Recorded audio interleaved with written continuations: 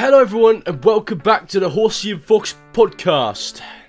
It's a good podcast, it's good, really good. And we're here today again. It's been nearly a month since we've last done one of these, and that's because we've been too busy bees. And also, I was crunching when it came to do the last podcast, so I was like, James, please, I was grovelling in the dirt, like, please just we skip it today. Yeah, that's relatable. I was definitely in a similar position at the same time too, so it was, yeah, everything just made sense. And last fortnight we didn't do an episode. Fortnite? I did put out a little post, a little community tab post where I did say that we weren't doing an episode, but I'm sure some people didn't see it. But main reason was we were both working on stuff, and then we both went away around the same time. So we pushed it back 2 weeks. But and it was perfect. It was the perfect thing to do. Yeah, it made a lot of sense. If we had recorded that podcast, I don't think I would have finished the Horizon video before I went away. Blimey. Yeah. Well, we'll talk about the Horizon video. We'll talk about some bits and bobs in a bit. But to start off, we did both go away. You went to Tenerife with some mates. How was it? What did you get up to? It was bloody beautiful. It was the first time I've been abroad since we went to America in 2015. So it's been about 8 years. Blimey. It was lovely. It was lovely and sunny. It was lovely subtropical climate. Little island right next to... Well, we were right next to the beach, basically. Like, it was probably like a less than 10-minute walk to get to the beach. Right, that's nice. So it was bloody beautiful. But also, apart from chilling on the beach and enjoying the sun and stuff, Tenerife has little social clubs that you can go into where you can legally smoke marijuana. And honestly, crazy. The fucking weed over there is fucking insane. There's a picture of me. I'll try and send it to you if you want to edit it in or something like that. There's a picture of me, like, sitting there, and my eyes just look fucked. I just look like a wary man. Oh god. There's actually the first day we got there, because there's people wandering around that try and get you to come to the social clubs because they get a little like bonus if they get like new customers to come in and stuff. Right. And there was this guy, like, on our first day, we literally just got changed into shorts and stuff. After getting off like the plane and getting to our accommodation, and he came up to us and he was just, I don't remember what he said, but he was such a dopey bloke. Like, the way he walked, he looked like a fucking Nazi zombie from COD Zombies. It's fucking mental. Like, he shambled around like a fucking absolute zombie. And he took us this really weird, convoluted way round this, like, next to this motorway, and then we followed him like to this weird little bit that was like, it looked like some. I was like, I don't know where this dude's taking us. This is really odd. Like, to this like dilapidated, like, it took us through this weird little junkyard looking area, and I was like, okay, this is weird. And then we came back round to sort of the same road that our accommodation was on, and it turns out there was a social club like a 3-minute walk away from where we were staying, which was just fucking brilliant. And then a couple of my mates went in there, and that was their introduction to Spanish weed.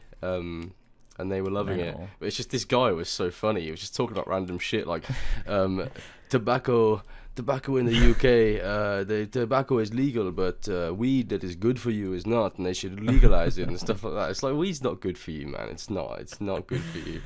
So this dude comes up to you and you just decided, yeah, we'll follow you. Yeah, I mean, well, I didn't necessarily want to, but we were like, I mean, what's he going to do? He's walking like a Nazi zombie. If he tries anything, he's getting his head stomped in, so... What if he led you to, like, a bunch of dodgy blokes, though, and they just, like, jumped you? Yeah, that was also a worry, but, it was fine. Thankfully, he didn't do that. He was actually a really nice guy. That's good. We bumped into him a few days later, and we were, like, standing on, like, a street, and he was like wandering around, obviously looking for someone to take to the coffee shop or social club, and he came up to us, not realizing that it was us, that he'd already taken us there, and he was like, coffee shop, and then he looked up and saw us, and he went, and then just like gave us all a fist bump and walked off, like shambled off. He's such an insane man. Oh man, that's classic. So yeah, that was that part of Tenerife, but it was beautiful. We went on a boat trip on the last day. There was I saw a whale, which was really fucking cool. Oh shit. Yeah, and a sea turtle as well. It was cool. It was a good time. But unfortunately, the weather on the last day was not not the best for going out on the boat trip because it was quite overcast and the seas were a little bit choppy. So we didn't see any dolphins, didn't see as many whales as we could. But I'm glad that I got to see at least one whale because it was pretty surreal. Yeah, I mean, that's cool. Seeing a whale in real life, like what? Yeah, I felt like Edward Kenway. Yeah, I feel like I've classic. I feel like I've never seen a whale in real. Well, I have. Well, I mean, yeah, I've seen Shamu. like Shamu, but that's not really the same thing. No, as like seeing one in its natural habitat. That is true. It's quite sad seeing Shamu getting fucking.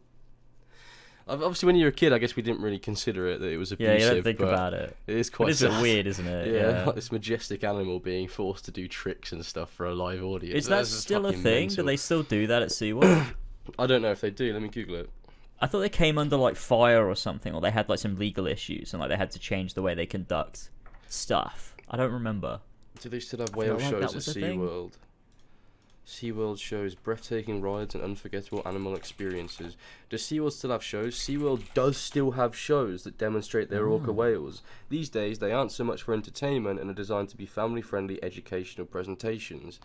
Well, yeah, but still fucking forcing whales to do shit they don't necessarily want to do. Yeah, there's a report here from December 2022 that says sharks are abused and bred for entertainment at SeaWorld.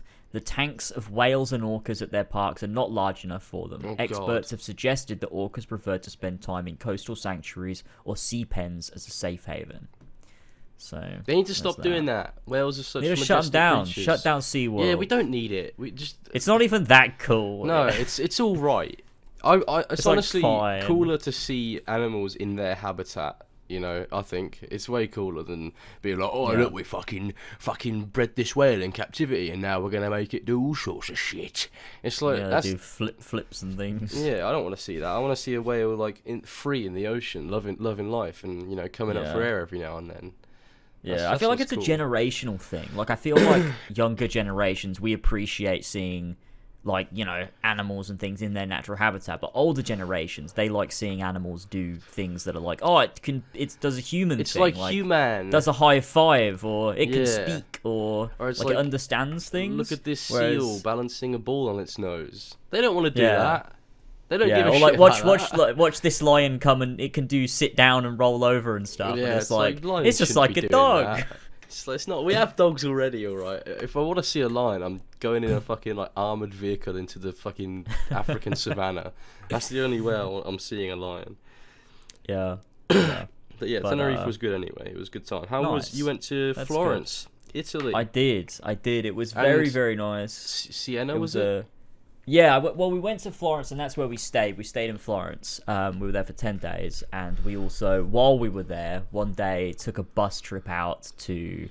We went to Monteriggioni, and Siena, and San Gimignano, which was really cool. That's so to sick. see all those places. Honestly, it was just like the weirdest part was once you get settled and everything, it's just like suddenly you're like, oh, it's very familiar. Like you feel almost like...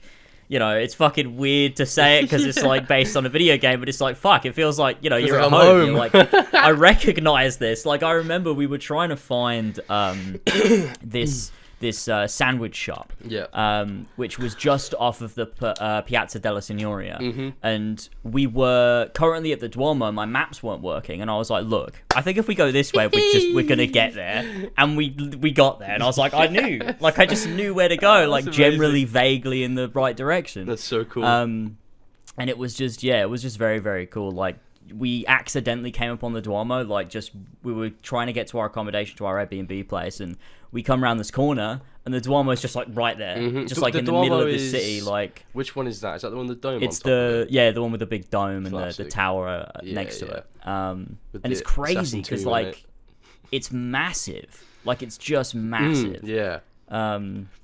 And it was just crazy, but it was just, such a nice trip, really nice place. We had pretty good weather for the whole time. All the people that like we met and talked to were just like all very, very nice people.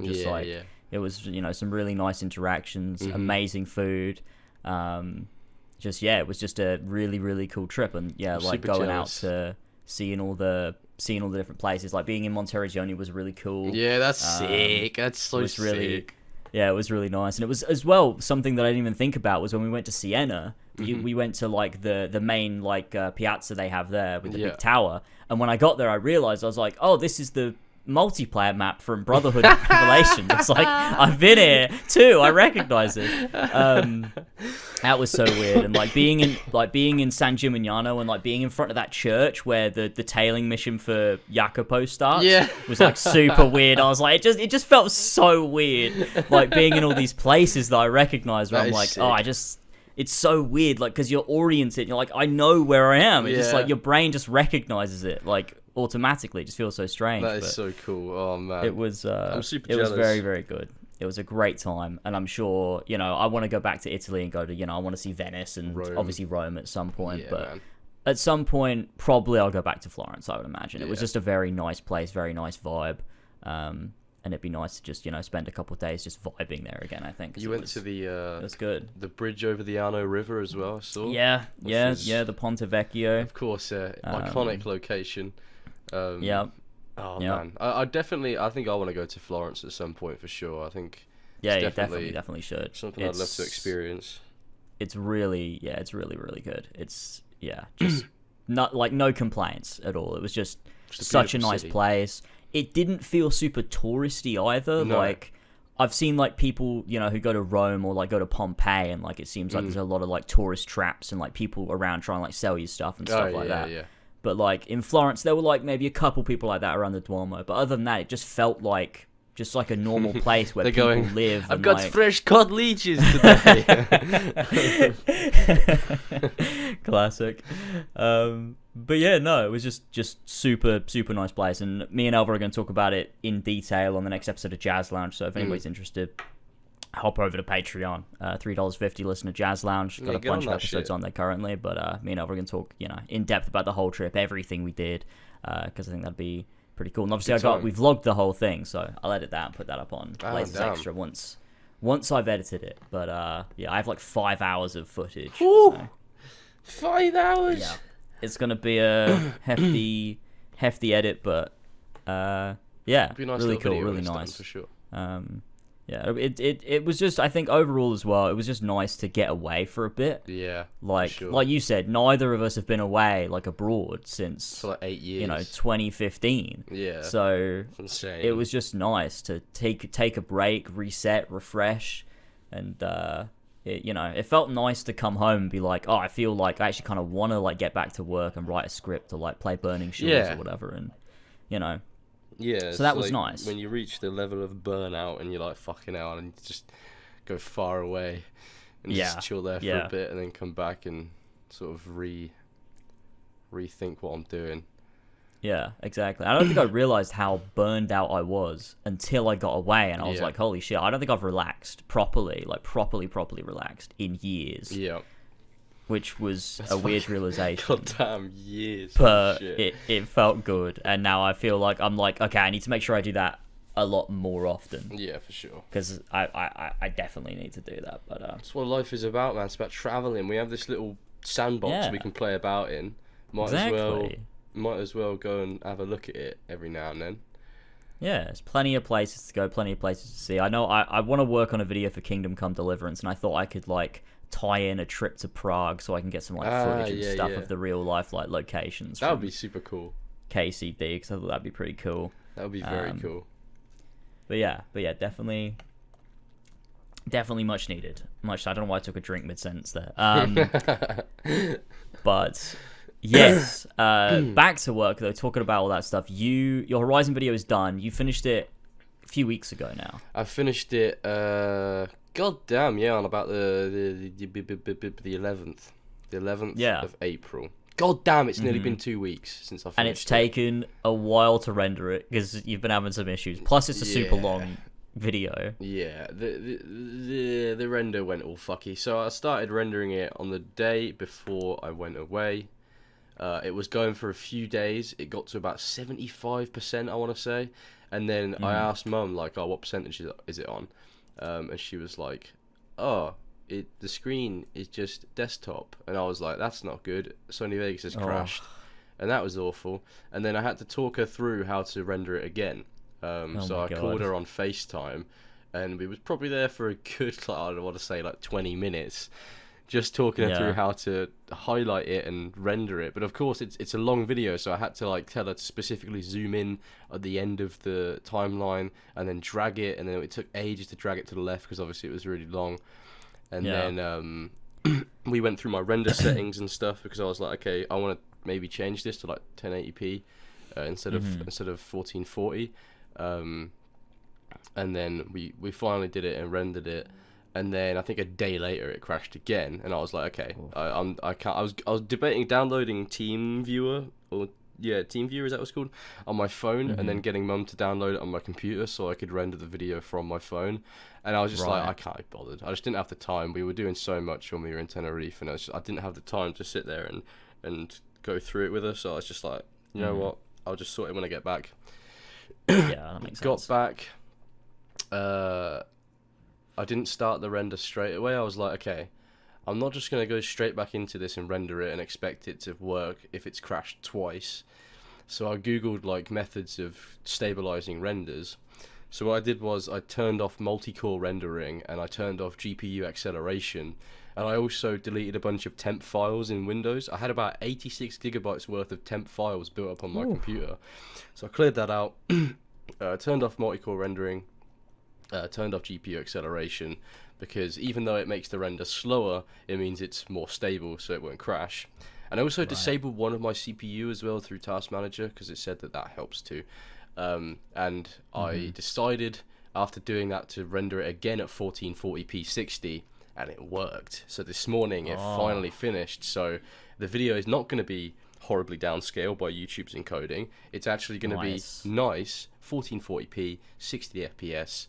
Absolutely beautiful. Although something that I noticed when I watched the video just now, like I watched like the intro, at the fucking beginning of the video I say, in February of this year, in reference to Horizon Forbidden West. It's not February of this year. Oh, no. I'm not rendering it again. I'm just going to fucking upload it. No, you can't. You can't. I mean, how long did it take in total to render? I started it on the 18th, so it's been 5 days. Oh my God, yeah, no, you can't do it again, especially if it crashes. Yeah, I'm not doing it again. I'm just gonna maybe put like, can you still put annotations on videos? You can't, can you? Why did they take that out? I need it. Yeah, I don't know why they've removed those. They could have added in like a new one where it looks a little bit better instead of being those shitty little speech bubbles. They could have been like, oh, you can add text in post. Yeah, like add text over the top. But of course, YouTube never adds in. Maybe it is.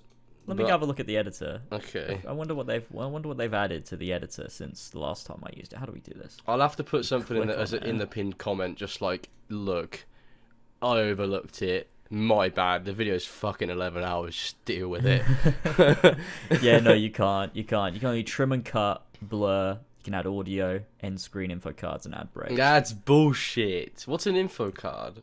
End screen info like card. the thing that the info card comes up like the top right, like the little. Here's like another video you can click on. So I can't. Eye icon. That's fucking shit. Yeah, no. Well, yeah. they're just gonna. I mean, the thing is, leave it as a pinned comment, and if people ignore it, like worst case scenario is you're just gonna get more comments, which will just push it in the algorithm. That is true. So, yeah, I was thinking that as well. There's a positive to it, but it's fucking annoying. It's the first line of the video. It's the first thing I say in the entire video. Yeah, it is annoying. There's nothing before it. So immediately, as soon as you watch it, it's just a mistake. It's oh god. That's the first impression they get of the video is he's wrong. He doesn't know what he's talking about. Yeah. That's rough. I'm sure certain parts of the script are dated now anyway because The Burning Shores is out, so I don't care. I don't fucking give a shit.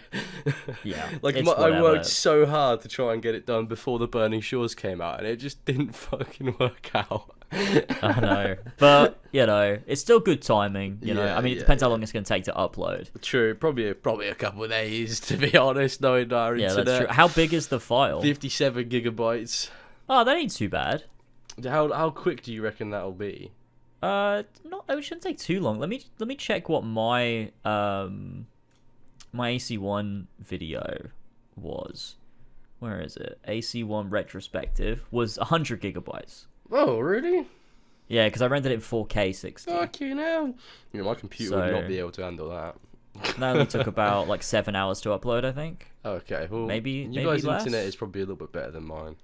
Yeah, true. That's a good point. I mean, that video like took, I don't think it took about, I think it took about 15 hours to render or something. Okay. I wonder how long it would have taken my computer to render your video. Yeah, I was thinking about that on many occasions. I was like, it probably wouldn't be that bad. Probably pretty quick. It probably wouldn't have taken that long. Probably would have been like maybe a day or something, if that. Hmm. But obviously, my computer, I got off Facebook Marketplace, so it's... I'm surprised your computer managed it, to be honest with you. So am I. It's kind of a shock. But, I was starting to think, like, oh god, I'm going to have to, like, transfer all of my stuff into, like, a fucking hard drive and ask someone else fucking use their computer to do it. Yeah, I mean, that I did think about that when it kept failing. I was like, if it fails this time, maybe let's try transfer everything to me and see if I can do it. Oh, just be like less hassle at the end of the day. Oh, but I'm so glad it worked though. It's done. It is done, and I can start working on my Sonic Frontiers video, which has the script is 33,000 words long. So. Blimey. It'll be fun to record. I don't know if I'm going to do my Dead Space video anymore either. I think I might just can it. Yeah, sometimes you have to, like, when projects take that long, sometimes you end up just, like, scrapping things. You end up being like, well, I just don't have time to do all of the things that I want to do. Yeah. Like, I know, I am working on this Burning Shores video, and then I might do a video on Jedi Survivor. I don't know. It depends what I feel about it when I finish it. Looks pretty good. It does look good. I think it looks interesting. But talking about Burning Shores, when are you going to start playing? Because you've not played it yet, right? As soon as possible now. The render's done. Well, I do actually want to finish... I want to finish my platinum of Resident Evil 4 Remake first, but as soon as that's done, I'm getting on the Burning Shores straight away. I need to order a new I've ordered them already. They're coming today. 2 high-speed HDMI cables, because I've realised that I have this weird issue when I'm recording on my Elgato, that it will have weird flashes of pink and green, like as I'm recording. So that made editing my Horizon video fun, because like all the extra footage that I recorded, every few seconds or like every 30 seconds there'd be a flash of pink or green. So I'd have to like say when I was recording like the cinematic shots in photo mode, I'd be like, the camera would be like drifting through the air, and then all of a sudden it'd go pink and green. I'd be like, fuck, I have to restart that shot again, and I have to do that multiple times. So I think so weird. I googled it. It's a problem with like a HDMI. If you have a HDMI that's too long and not powerful enough, it that makes with sense. it. So I bought like these. Fucking cost me 30 quid to buy 2 fucking HDMI cables. They're super high speed, and they're hopefully will fix it. And if not, it's a problem with the Elgato itself, and I have to buy a new Elgato before I can even play the Burning Shores. So that'll be fun. Hopefully it's not that. I mean, I tried, because I have a TV at the back of my office that I bought because I was like, oh, it'll make it so much like easier for me to like record games. Like I can just play it on a TV, and I'll just have a big HDMI cable running to my computer, so I don't have to sit at my desk when I record games. But doing that, I like realized after doing like a recording session, I was like, oh, I can't do that because the HDMI cable is too long, and so it doesn't work properly. Like it just like the footage gets fucked. And so I was like, okay, I can't do that. So I now just have a TV, and I don't use it. I literally never use it. I just use it when at Christmas I put a fireplace on it, and that's all I use it for, which is fucking stupid. God. It's fine. What can you do about it? Yeah, I mean, to talk about Burning Shores, I'll give a little overview, talk about it a little bit, because we don't want to talk spoilers since you've not played it. That's very true. It's really good. I really liked it. I thought it was really solid. Had some great character work. They really justified by the end why it's only on PS5. It definitely sort of realized by the end, you're like, yeah, I get why you definitely couldn't have done any of this on a PS4. Which is cool. There's a lot of cool moments, a lot of nice little lore points. More Quen. Hollywood. There's like you got Hollywood. It's a nice area. Like it's fun to explore Los Angeles. There's a few drawbacks. Like I don't know. There's like a few little things where I'm just like, there's only like 3 side quests. And I think Frozen Wilds have more. I think it may have as well, to be honest. And 3. They're good side quests. They're good. And the side content there is interesting and like it's new and they develop on it and stuff. It's just, I think the scale of the DLC overall, I think, is like smaller than I expected it to be. Yeah. The story is a lot shorter. There's a lot less going on, a lot less to do. Yeah. But at the same time, it's very nicely focused on what it wants to do. Yeah. And that's cool. And there's a lot of like, you know, really nice big moments and set pieces and stuff like that, and additions and things, and it's just nice. Like, new overall, just really solid, well. New armor, really nice. Yeah, there's like some nice, you know, little bits, new weapons and stuff. New like, machines it's just, as well. Yeah, new machines. There's a few new machines. I just got the trophy today for scanning all the new machines. So I think there's, you know, about 5 or 6 new machines or something. Oh, that's sick. I wasn't expecting there to be that many. That's really cool. I think some of them are Apex variations on machines that were in the base game that didn't have Apex ones. Apex. Okay, that makes sense. But there's like, I think maybe like 3 actual new, like brand new ones. Seems about the same as Frozen Wilds. Yeah. It's in a lot of ways it's very similar to Frozen Wilds, although I was expecting something like double the size of Frozen Wilds. I expected it to be like, you know, the Blood and Wine of Horizon sort of thing. Yeah. Which it's not, and that's fine. Because it's still good, and I still think it's worth existing, and like it's, you know, it's fun, it's good. How much does it contribute to the overarching narrative of Horizon with little spoil? I mean, if you can summarize that with as least spoilers as you can. It does some stuff where you're like, okay, I see what you're setting up some little seeds here for what you're going to do in the third game, to be like, okay, we've kind of like figured out like what's our starting point for the third entry, which is nice to sort of know sort of a basis of what we're going to be doing. Yeah. But the main thing I think that's really strong about it is its exploration of character and like where Aloy is at post Forbidden West. Yeah. After the arc that she goes on. Yeah, she finally sort of separates herself from Sobek, if that makes sense, at the end of Forbidden West. So I assumed it would be a much more personal story about her personality and her, you know, finding her place in the world without comparing herself to Sobek all the time. Yeah, that's exactly what it is, and I think you see Aloy is much stronger for it, like by embracing the fact that she does care more for people, and like she really does care about saving the world, and on a less logical scale, like on a more emotional, like sort of with a more emotional outlook. Yeah. I think it's really cool to see Aloy truly embrace that, because it's always been something that she's subconsciously done across Zero Dawn and Forbidden West. Yeah. And only really towards the end of Forbidden West does she realize what the point is and like why she's doing what she's doing. Yeah. And we now get to see her embrace that fully, and like she cares about the Quen and she cares about these people, and you know, she's just immersing herself in this world that she lives in that she desperately wants to save. Yeah. And I think that's, you know, just really, really nice, and it's really good. And they just take her character in a direction where I'm like, that's exactly where we should be going. Like, it makes perfect sense after the arc she's been on to explore this aspect of Aloy as a character. Super and they excited just do it to play in it. Oh god. They just do it in a really, really nice way. Yeah. And I think it's just really, really great. We're so lucky to have Horizon, man. It's so good. It's just so good. It's just like so consistently good. Yeah. It's such a shame that there's such a huge percentage of the video game community that just writes it off as shit for some reason. It's like, this is like some of the most ambitious open world storytelling we've ever seen. What do you mean it's shit? It reminds me of the way, and this is going to be a weird comparison, but it reminds me of the way that in the early days of Assassin's Creed, a lot of people wrote it off. Yeah. Like, you know, when we'd be super excited for you know, Brotherhood or whatever. Yeah. It was a lot of like the mainstream audiences of video games were like, oh, it's just fucking Assassin's Creed. Drone, you know, hate it's this like, shit. Cutting away it's to so modern weird. Day.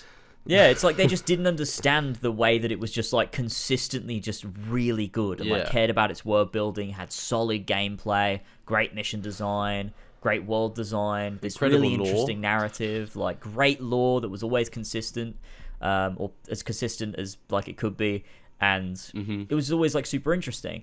And I feel Horizon gets sort of like a similar reputation, where it's like, a lot of people just write it off as like, oh, it's just dumb. Just like, Horizon's just dumb, boring. Who cares bored about me. this? I tried to play Zero Dawn, but it bored me. It's like, what? Yeah, it's like, I don't understand where that comes from. Like, I just like, I've tried to understand that point of view, and like, I just don't get it. Yeah. Like, I cannot understand what bored you. It's like, such a fascinating world. Like, it's is a world where humanity died, came back in the form of tribal humans who are now slowly rebuilding civilization after 1,000 years since the collapse of humanity, and there's still remnants of that old world remaining that people don't know much about, and the point of the game is to find out what's going on. How can that not be interesting? Yeah, exactly. And it's got robot dinosaurs. What? Exactly. And like, you get to see like the way that these different tribes interpret the old world. Yes, and like, and you see that through the lens of a character that's also not a fucking idiot. Yeah, like, you see it through exactly. the lens of this character that's deeply curious, and that breeds like an intelligence that like means you can connect with her. Like, you're never sitting there like, oh, Aloy's a fucking idiot, she doesn't get what a car is, she doesn't understand planes. It's like, no, she grew up with a focus, she knows everything that we know pretty much. She doesn't understand the context of the old world, but she understands the things that existed back then. Like, she gets it. Yeah. And it's like, that means you can connect with Aloy, and you can see this world through her eyes as, you know, someone that grew up in this world, but also someone that grew up with an intelligence of, you know, what came before as well. Yeah. And it just means like you immediately connect, and you're like, right, now let's explore this. Like, you know, who is Aloy? Like, why is she so important? Like, why was she cast out? Like, the game immediately sets this question of, why was this baby cast out? Yeah. Like where's her what parents? caused that? Let's find out. Yeah, like, it's super immediately you want to know. Like, immediately. And like, it's just like, there's so much, because like you straight away you get into like the Nora. When you first get into the Nora tribe, like, you're interested to know like, well, what are the Nora like, because you've never been a part of them before. Yeah. The same as Aloy is. And then when you get in, there's a Kaja emissary in like Erend bringing the, you know, the message with, you know, with from Meridian. You learn about Meridian, like, there's this large city, like this like metropolitan like city, like out somewhere in the desert. You're like, this is so interesting. There's so much to this world. It's just so rich and engaging. And it's like, like, I find the it crazy first, that people don't like that. What, like, couple hours of the game are set entirely in the Nora Sacred Lands until you're finally let out. And it's like that moment when you're let out into like the Sundom is such a fascinating like experience, because like for Aloy, obviously she's never left this Nora Sacred Lands, and we're almost having that same experience as her, sort of finally being let out and experiencing the world, and sort of going through these biomes and seeing these machines. And then you finally get to that desert, and you go over the hill, and you see Meridian in the distance, and it is what a just breathtaking. Like, it's so good. It's so good. And like, Zero I didn't watch Dawn's a lot of the amazing. marketing material for Zero Dawn, neither. so I didn't even know about any of this stuff. And like, when you see, like, I thought when Aaron tells you about Meridian, I'm like, oh, that might be somewhere you go in a sequel. They're setting it up for a future game maybe. But then when you actually go there, I'm like, oh shit, we're actually going to this city. And like, you go in and there's all these markets and people, and they have a totally different culture, and there's Bustling the farmland life. on the ground below, and you got the elevators and stuff. It's so sick. And then you learn all of the lore about the Sundom and the Kaja, and it's like, oh, they broke off, and there's the Shadow Kaja, and they live, you know, further to the west, and you know, you learn about the king and this whole monarchy, that they've had this, you know, all these different Sun Kings and like their culture and all these priests and stuff and their religion, and it's like, it's just so rich. Like, every tribe is so rich, and they carried that into Forbidden West with the Tanakh and with the Gwen. They did such a good job of bringing the sort of the presence of the Kaja and Meridian and all that stuff, and the 13th Sun King and the Red Raids into Forbidden West. Like, it's not just forgotten about. It's like the Tanakh and the Utaru were directly affected by the events of the Red Raids. And that's something that... And they always talk about it, like, they remember it. It's a part that's integral to their culture's history. I mean, Regala herself, the reason why she wants a war against Hikaru is to overthrow Hikaru because of what happened during the Red Raids, and how he refused to push through Barren Light and go to Meridian to kill the Kaja. So it's like, it directly influences the events of Forbidden West. It's just so interesting. Like, there's so much politics to all of it, and it's also consistent and detailed.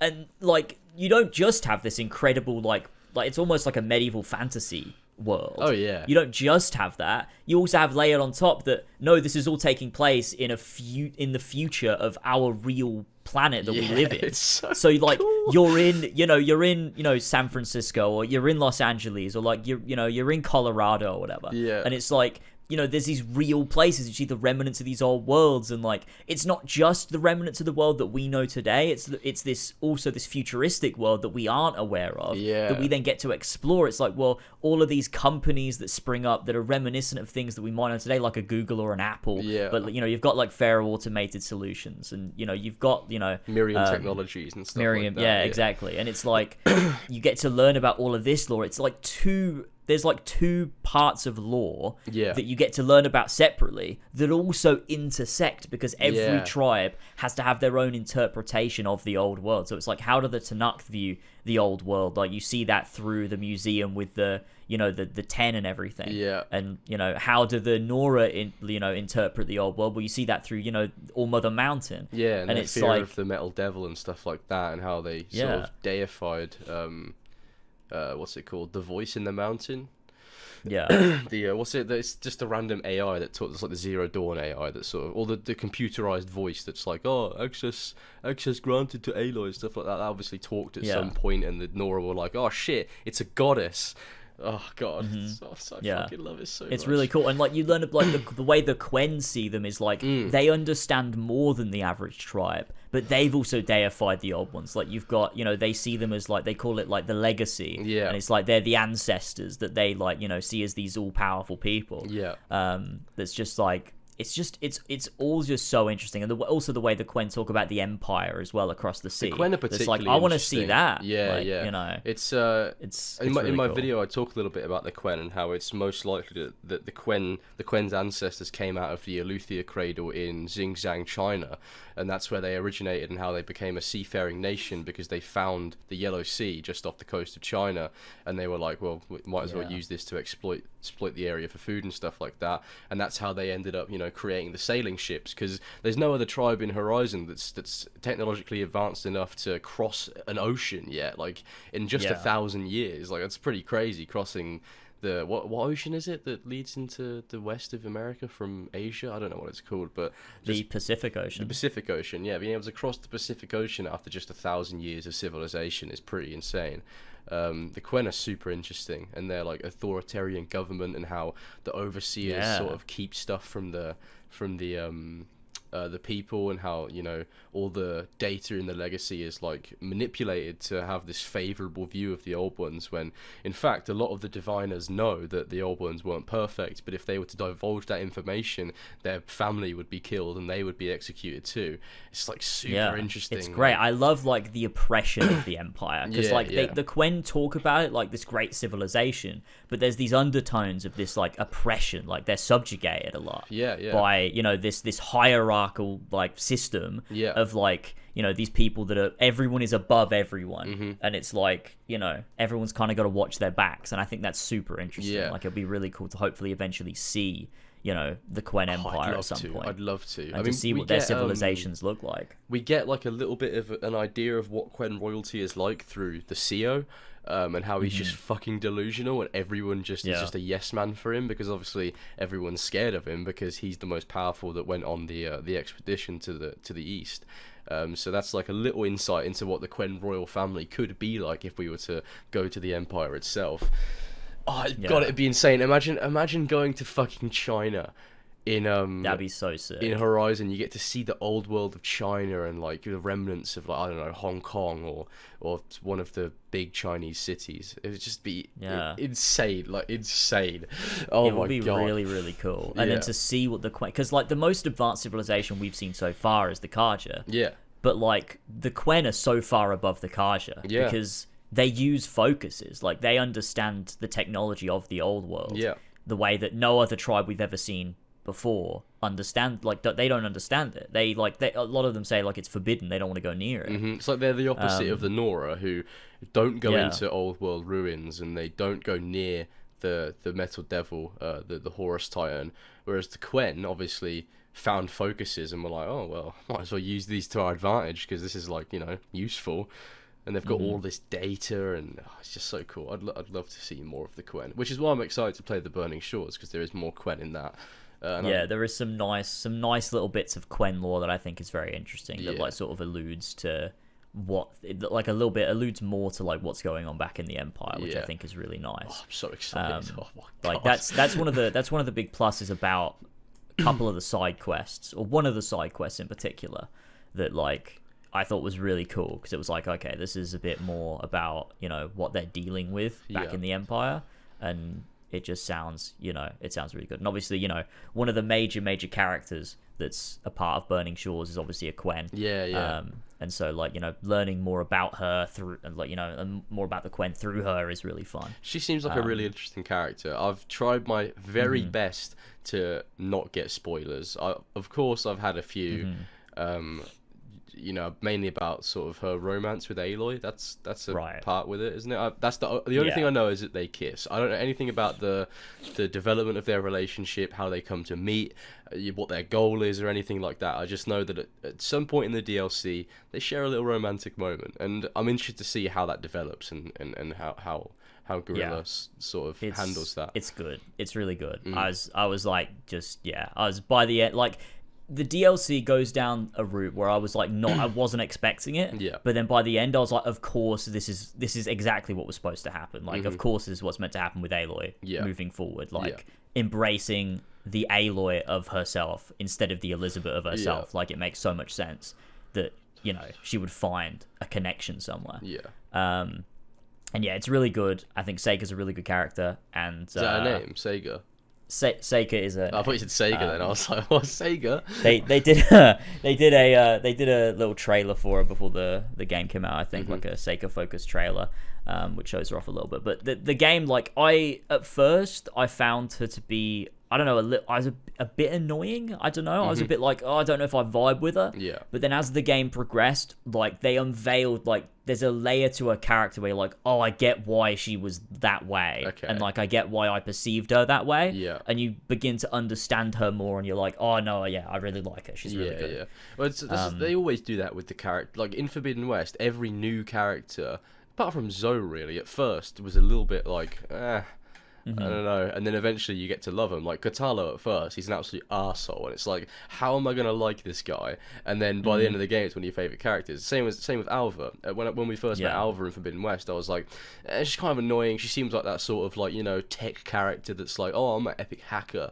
But by the end, I was like, oh god, I love her. She's fucking amazing. So exactly. They're just so good at creating new characters, like.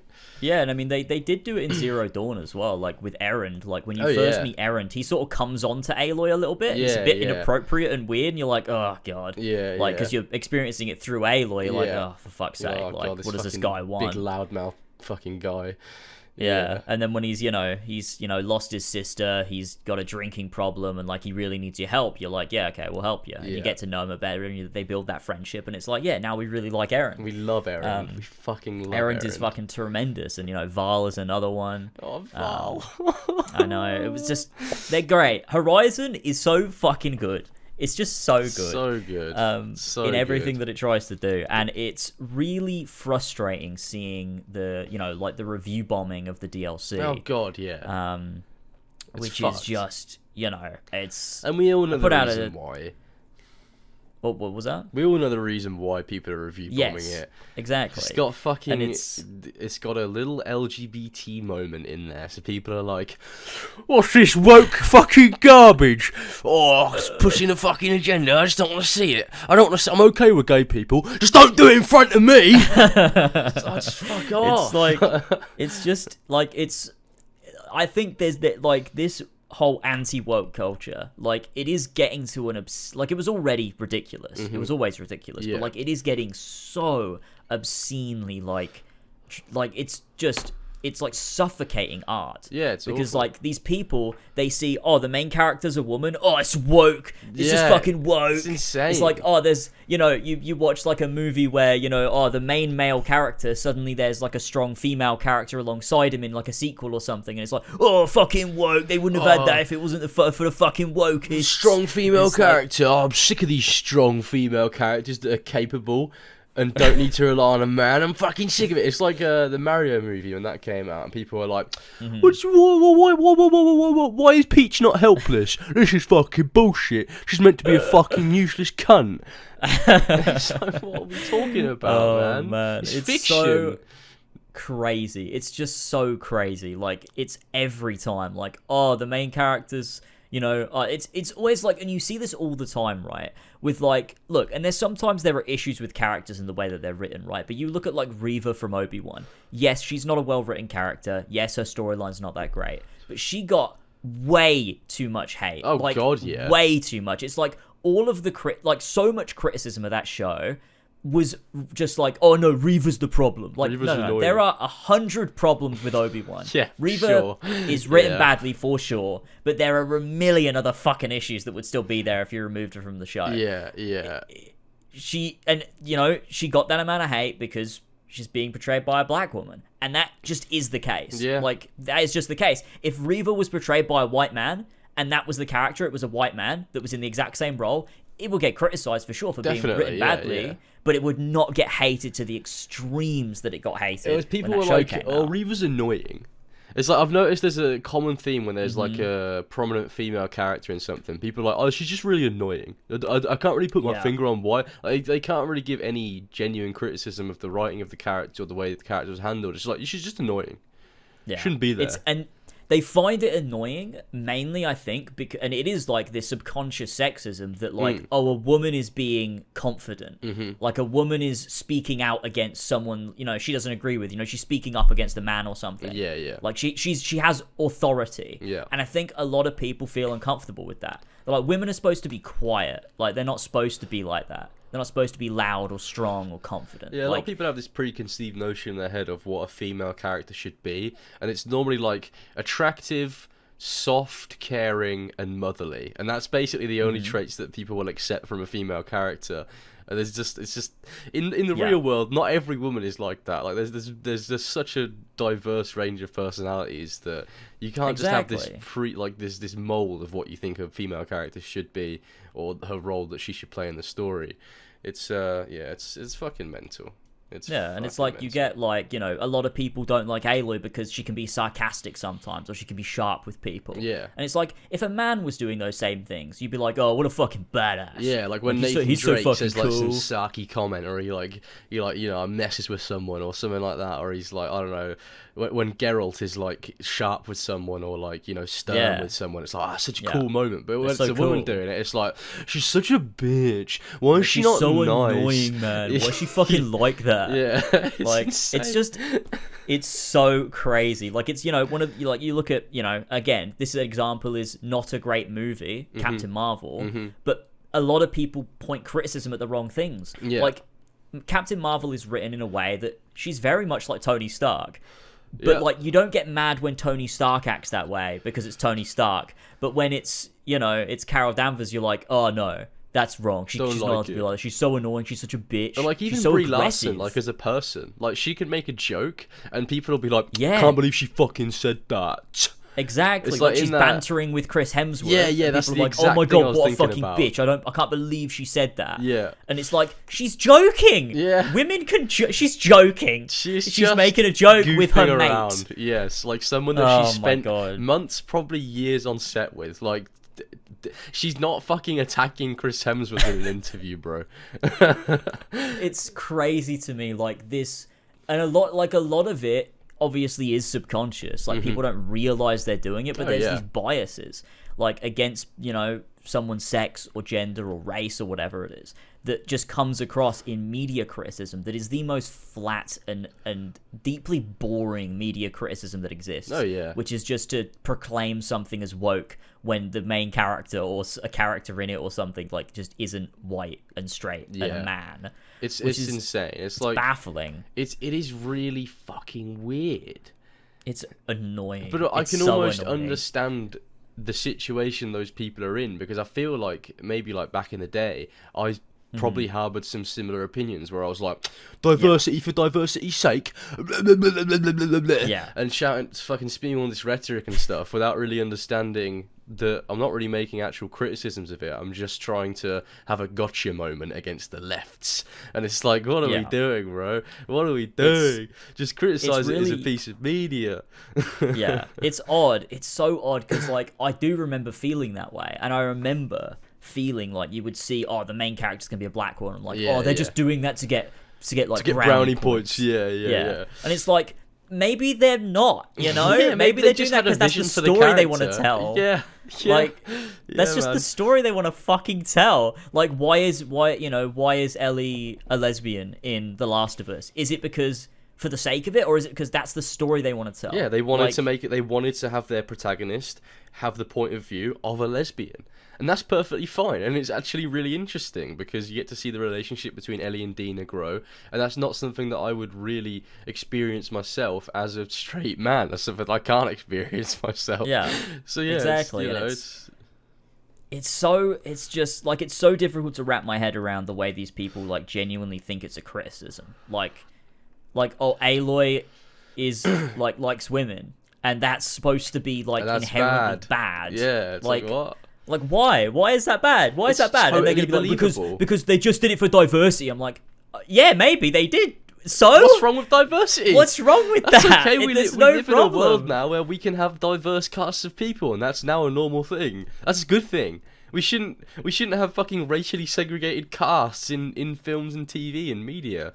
It's just, it's so crazy. It's like, yeah, the writer did choose to make her a lesbian. They did choose to do that. Yeah. What's wrong with them choosing to do that? Yeah, it's just like how they chose to make Val black, or I don't know, some other character what they are. It's just what they are. Like, that's how the world is. People are what they are.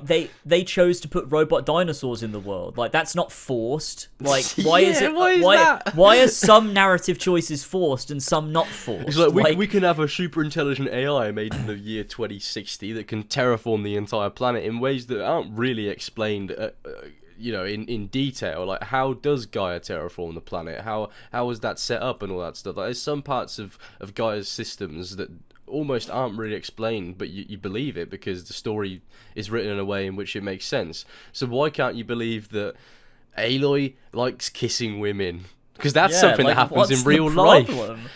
Like, what is the problem? Yeah. It makes sense. And like, on top of that, like, as well, one of the core components of Horizon's world building is its diversity. Yes. The whole point, and they bake it into the world building in a way that is supposed to make a point about the world that we live in. Like, you look at this, there is segregation in Horizon's universe. There is prejudice in Horizon's universe, but it's not racism. No.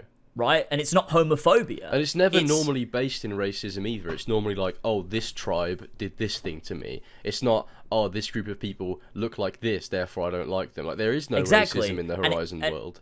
Exactly, and it's making this point that when you grow, like, prejudice comes from difference. It comes from the fear of something that's different from you. Yeah. And so it's trying to make this point that the reason there's racism in our world is because, we were racially segregated for a while. Yeah. And by mixing around, like, you're going to be, it's the fear of something that's different. Like, if you're straight and you've only known being straight, being introduced to someone that's gay, that's going to fuck up with your worldview, and people get they just are prejudiced. Yeah. And it's just what happens. And so, like, you look at Horizon, and it's trying to make this point that all of these people, because of the way the Aletheia like cradles worked, is that they'd have equal amounts of DNA from different ethnicities. Yeah. And so there is diversity in every single tribe. So you'll never find a tribe in Horizon that's racist because all of them grew up around every single race that exists in the Horizon world. Yeah. So you just don't find it. But they are prejudiced against each other's tribes, like the Karja hates the Nora. Yeah. And the Tanakh hate the Karja. Yeah. Because they've had these wars, because they grew up apart from each other, developed their own belief systems.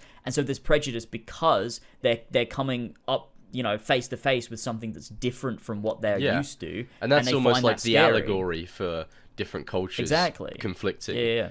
It's done really well, I think. I think it was probably the best way to do it, in my opinion.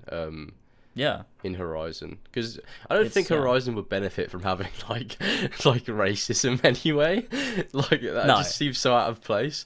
So it's nice that in the new world, that's not something that the inhabitants have to worry about. They have completely different worries.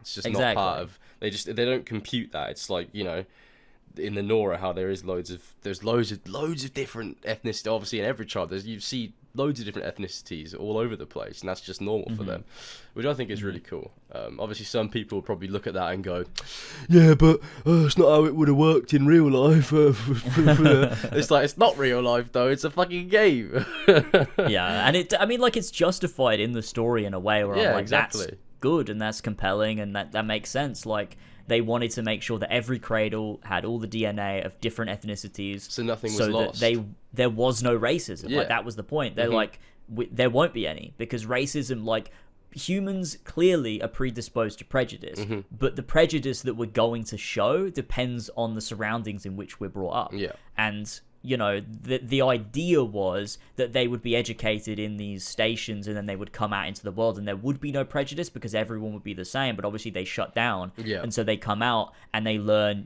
these different things, like the Tanakh belief system is different from the Kaja, which is different from the Asuram, which is different from the Banuk. And so they have prejudice against each other's tribes and belief systems. Yeah. But it's never a skin color thing. It's never a sexuality thing. No. Because that's normal in their world. Exactly. Like, you never find someone that's homophobic in Horizon. No, you don't. Because it's completely normal. They grew up around it. There's no reason for there to be prejudice for that thing in the world. Exactly. And that's done so well. And I think it makes perfect sense to have the protagonist of Horizon, be homosexual, because it makes sense. Like, with the world they've set up, with this idea of diversity and with this idea of, experience and prejudice being different from the world that we live in, it makes sense to have that be something that the character can experience. It does. And it again tears her away from Elizabeth, who, growing up in the 20s, 50s, and 60s, it makes sense that, I'm sure, like, there wasn't as much prejudice as, we have today or had in the past. But at the same time, I'm sure Aloy experiences no prejudice for her sexuality, whereas Elizabeth probably would have. She probably would have, even though she was this genius scientist and respected by, plenty of people in her industry. I'm sure there was still homophobes in the world at that point. Wouldn't be surprised if Ted Farrow was, to be honest. He was a bit of an arsehole. But yeah, it's really cool. And I look forward to seeing how they develop Aloy's relationship with Saka, was her name? Seika. Yeah, Saka. That's a character from something else, isn't it? I don't know who that is. But yeah, maybe. I'm looking forward to seeing how they do that. I was more surprised more than anything that they even gave Aloy a love interest in the first place, because I always just perceived her as asexual, because she never sort of showed any interest in anyone, like, ever. Well, that's the thing, right? And they do it really well in this DLC. And I think the reason she never showed an interest in anyone is because she was very closed off to relationships with people in general until her arc in Forbidden West is complete. That's true. But you do notice with Petra and with, what's her name, Vanasha in Zero Dawn, she gets nervous around women that flirt with her. She does. But when men do it, she just, like, ignores it, writes it off. It's like, whatever, it doesn't do anything. But when women do it, she gets very nervous. That is and true. I like the way that they now allow Aloy at this point in her life where she understands why she's doing what she's doing, who she is, how she's different from Elizabeth, to allow herself to open up to those feelings she's felt before. And I think it's just, it's done really well. I really like it. I think it's very, very good. I look forward to it. I look forward to seeing my favourite redhead huntress finally find a bit of love in the world that she spent so much time alone in, because I think that's quite a beautiful thing. She's finally got Beta, who's basically like a sister. She's got Eren, Katalo, Alva, Zoe, Silence. It's the boy himself, Silence. You've got Morland, Abaddon, Stemma, all the characters that we met along the way, and it's almost like she's got this, like, support system, like almost like a family. And now she can fucking Gildan from the Frozen Wilds. Oh, is that the guy? Is that the Osseram guy? Yeah, it sounds like Nolan North, but it's not Nolan North. I love that quest, actually. He's that was very good. Really There is a letter from him in the main game that you can find. Yeah, I think I've read about that. Yeah, that you can where he says he's going to investigate the burning shores. Oh, so he, may or may not show up somewhere. I love that guy. But yeah, it's cool to see Aloy develop the support system, develop this family.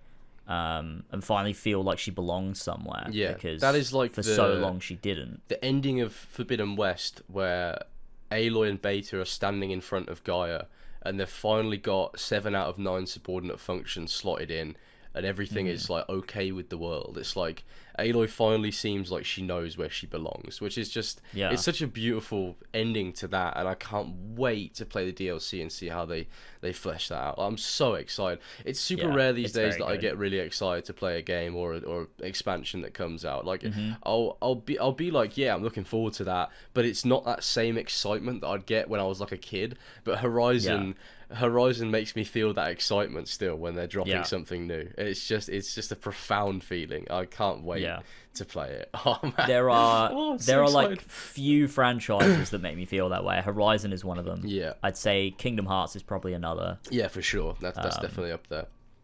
Definitely. And it's the DLC is great, and I just can't wait to see what they do with the the third entry, which I assume is the final entry. Oh man, the final one into this story. I really hope it's the final one, because I know they're doing a lot of spin-offs. Yeah. And stuff, and they've got like an MMO in production and things like that, and that's fine. That's cool. Like, expand your world, sure. But I hope Aloy's trilogy is just a trilogy, and they wrap it up, and it's good, and it's finished. Yeah. And it's just like, it stands the test of time as like an all-time great trilogy. It makes sense. The prospect of Aloy's story ending really does make me sad, because I'm so attached to her as a character. But it does make sense to keep it short and sweet, and try and. I mean, how can you? With Nemesis, and it's like the final stake at this point. It's like we've dealt with Hades, we've dealt with the biosphere collapsing and Far Zenith. Like, Nemesis is the final Nemesis, if that makes sense. Like, there's nothing really that can top that. Because where do you take that? Where would you go next? What would you do? Like, you could only have smaller scale stories, and they wouldn't feel worth it. Like, the only thing, and the way that. What were you saying? I was just going to say, the only thing I can imagine them doing is doing 4 entries into the series, where the next game, because as it's specified at the end of Forbidden West, that it's going to be years until Nemesis makes its way to Earth.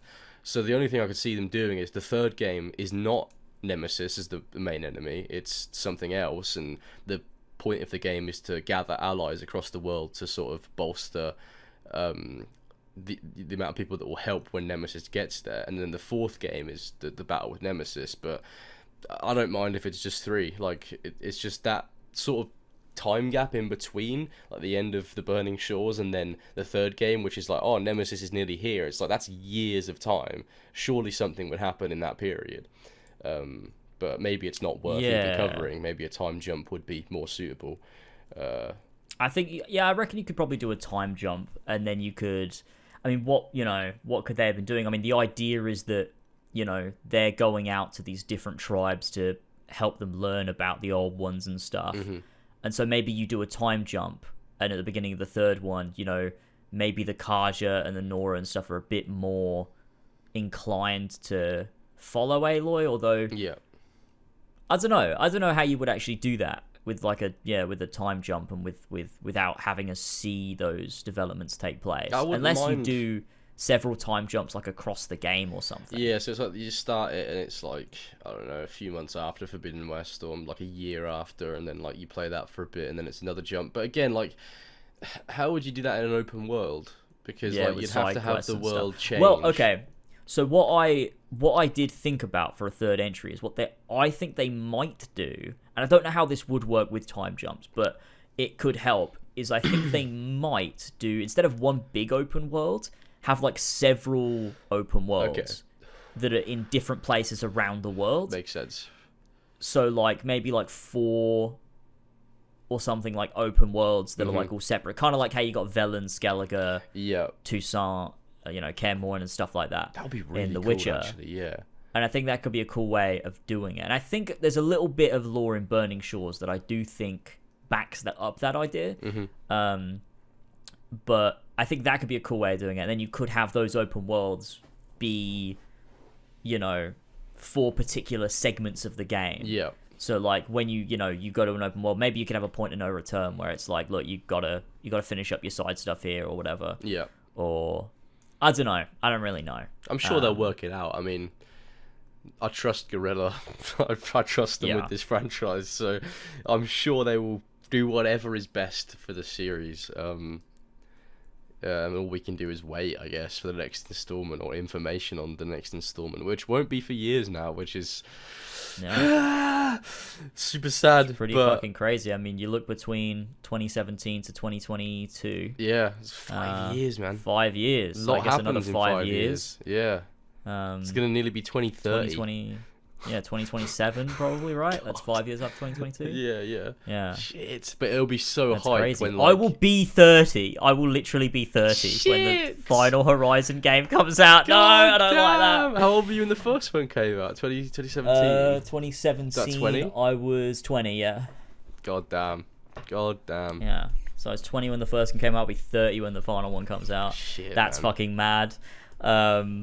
But that's insane. I'll be waiting with bated breath for sure for that final conclusion. And I mean, I will, you know, I will step my toes into whatever spin-offs they do, because I do love the Horizon universe. And if you make a good MMO in the Horizon universe, I mean, I'd play it. So that could be cool.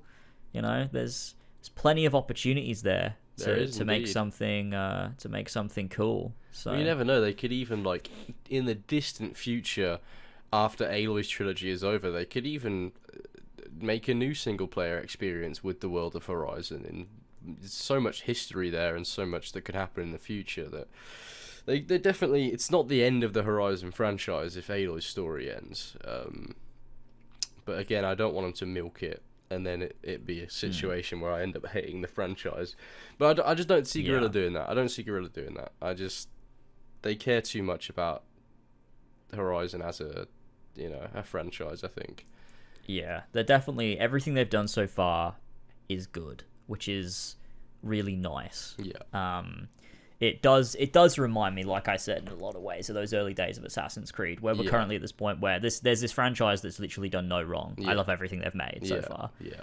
And it's one of those things that just keeps going on, and hopefully they stick the landing with the third game and they wrap up this story really nicely, and Aloy gets a good ending. I mean, what would you do for Aloy to wrap up her story? How would you wrap that up? Would you have her die, or like? I don't think I'd have her die. I think that'd be just be a little bit too sad, unless it's like some heroic death where there's no other choice. She has to sacrifice herself, because it'd almost be like a little full circle, like, oh, that's what Elizabeth did, and Aloy's doing the same thing. But I just, to me, I think I'd prefer if Aloy lives and she gets an ending that's happy, and you know that the world is safe and that Aloy is going to live out her life, and she deserves it after fucking all the shit she's done. So I'd prefer a more wholesome, happy ending where, it's sort of like a celebration of everything we've seen, all the characters that we've met along the journey sort of there and stuff, and it's like just a nice ending.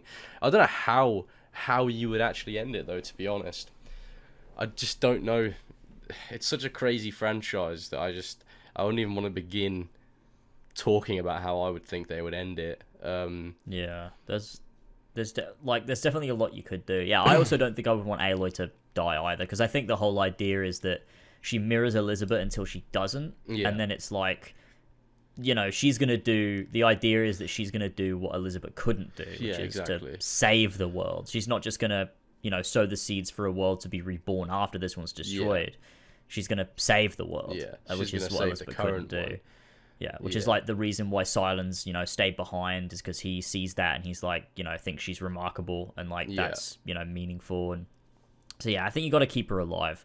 I think what you could have done is, maybe something with Silence, because I think the idea was like they really wanted to do like almost like an Aang Prince Zuko sort of relationship, in that like they start off adversaries and then end up best friends by the end, is sort of what I expected them to do there. But obviously, with the loss of Lance Reddick, it's what are they going to do with Silence? Are they going to recast him? Are they, like, I really don't know what they can do here. I mean, it's tough, because Lance Reddick's also a very sort of like, the way he portrays characters is very much him. It's very difficult to recast that. It is. It's super difficult. So it's like, how do you do that? What do you do? I don't really know. I don't envy that position as a writer, because you've got to think about what's best for the narrative, but at the same time you got to think about what's respecting exactly this man. So that is tough for sure. It is, especially when he was such a prominent character, and they were really, really setting something up. He was one of my favorite characters in Horizon. Still is one of my favorite characters. Like, he was great. Silence is absolutely brilliant. It's like the mission in Horizon Forbidden West where you go to the top of this and it's like Silence in your ear again. It felt like a little callback to Horizon Zero Dawn, where it's like Silence is constantly talking to you throughout the course of the game. Yeah. I just remember being giddy because I was just like, I love Silence so much, and this is such a cool moment. Like he's fucking talking to me from my focus again, and we're exploring ruins together, and it's just, I love Silence so much. He's such a great character, and they have, there's some nice little moments there in Burning Shores. Yeah, and it's a nice send off for his character, I think. Yeah. It's a shame, to lose, who was a great actor, but also to lose, this character that was, really, really good. Yeah. So it'll be interesting to see what they decide to do in the third game with regards to that, and everything else. But Burning Shores, very solid, very good. I liked it a lot. I'm sure on the next episode we can talk spoilers. I probably will have played it. Yeah.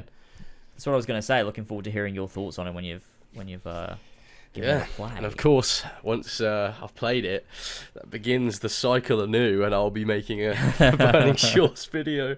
I don't know if I'll start working on it straight away though. I'll probably want to make my AC1 retrospective. I wanted to do a Halo Infinite retrospective as well, sort of just on the campaign, on the state of Halo, and sort of how the multiplayer disappointed me and stuff like that. So that's a whole project right there to talk about, and the AC1 thing will probably take ages too. So there won't be a Burning Shores video for probably a while, but it'll be coming. It's just there's other projects that I've been thinking about whilst making the Horizon Forbidden West retrospective that I just want to do that instead of staying with the same universe and like burning myself out and being like, I'm sick of Horizon now, I can't be fucking bothered with it anymore. Like, I want to delve back into Elden Ring or Bloodborne and do a big video on one of those games and stuff. Like, so yeah, it will happen, but just not soon.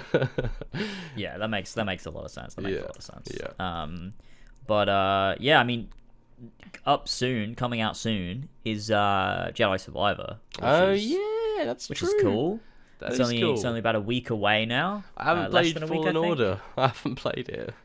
You should. It's good. Yeah, no, Fallen I will. Order was good. I've reinstalled it on my Xbox. I'm gonna give it a replay before Survivor comes out, just to refresh myself a little bit. Yeah, I definitely will play Fallen Order soon-ish, maybe. I don't know. I'll get around to it. So much to fucking play. Yeah, true. But Survivor looks nice. It looks cool. I just wanted to mention it a little bit because last episode of the podcast, I think I had like a little bit where I was like, "Oh, I just don't care at all about it." Yeah. And I do now. I've like one of the most recent trailers really got me hooked. Like, how many fucking cameos do you reckon are going to be in it? Hopefully, I need to be realistic here. I was going to say hopefully none. Hopefully one. I don't know. So we can only hope. That there's maybe one. I mean, ideally there'd be no characters from the movies in it, and that'd be great. Ideally, yeah. But I mean, they might. I mean, they might. I mean, how many cameos were there in Fallen Order? I think there was one. It was Darth Vader, wasn't it? Darth Vader. Yeah, I think that was the only cameo we got in Fallen Order. So I still don't think Darth Vader should have been in it. Obviously, maybe when I play it, I'll understand it more. But I just think putting fucking Darth Vader in every fucking Star Wars game is such a cheap move. It's like, oh, it's Vader, he's back again. Yay. I think I kind of agree and kind of don't. It's like I think the way it was implemented was good. Yeah. I agree in the sense that like having Darth Vader show up so frequently does lessen the moments where he shows up. Yeah. But I think I would remove him from other projects and not Fallen Order. I think that's probably what I would do. That makes sense. Because I think the way he's used in Fallen Order is really good. I think if you'd replaced him with like a random like Grandmaster Inquisitor, it wouldn't have been as good. Okay, I think the reason it works is because of just how they use him. But okay, that's cool. Maybe there'll be no cameos in this one. We can only hope. None. I just I'm thinking about who could show up. Fucking I don't know. You could have Ahsoka show up or something, or Glup Shitto will show up and he'll fucking save the day. I fucking hope so. I want to see Glup Shitto show up. Oh my god. It's funny until they actually do have him show up and cash in on the meme, and it's not funny anymore. God.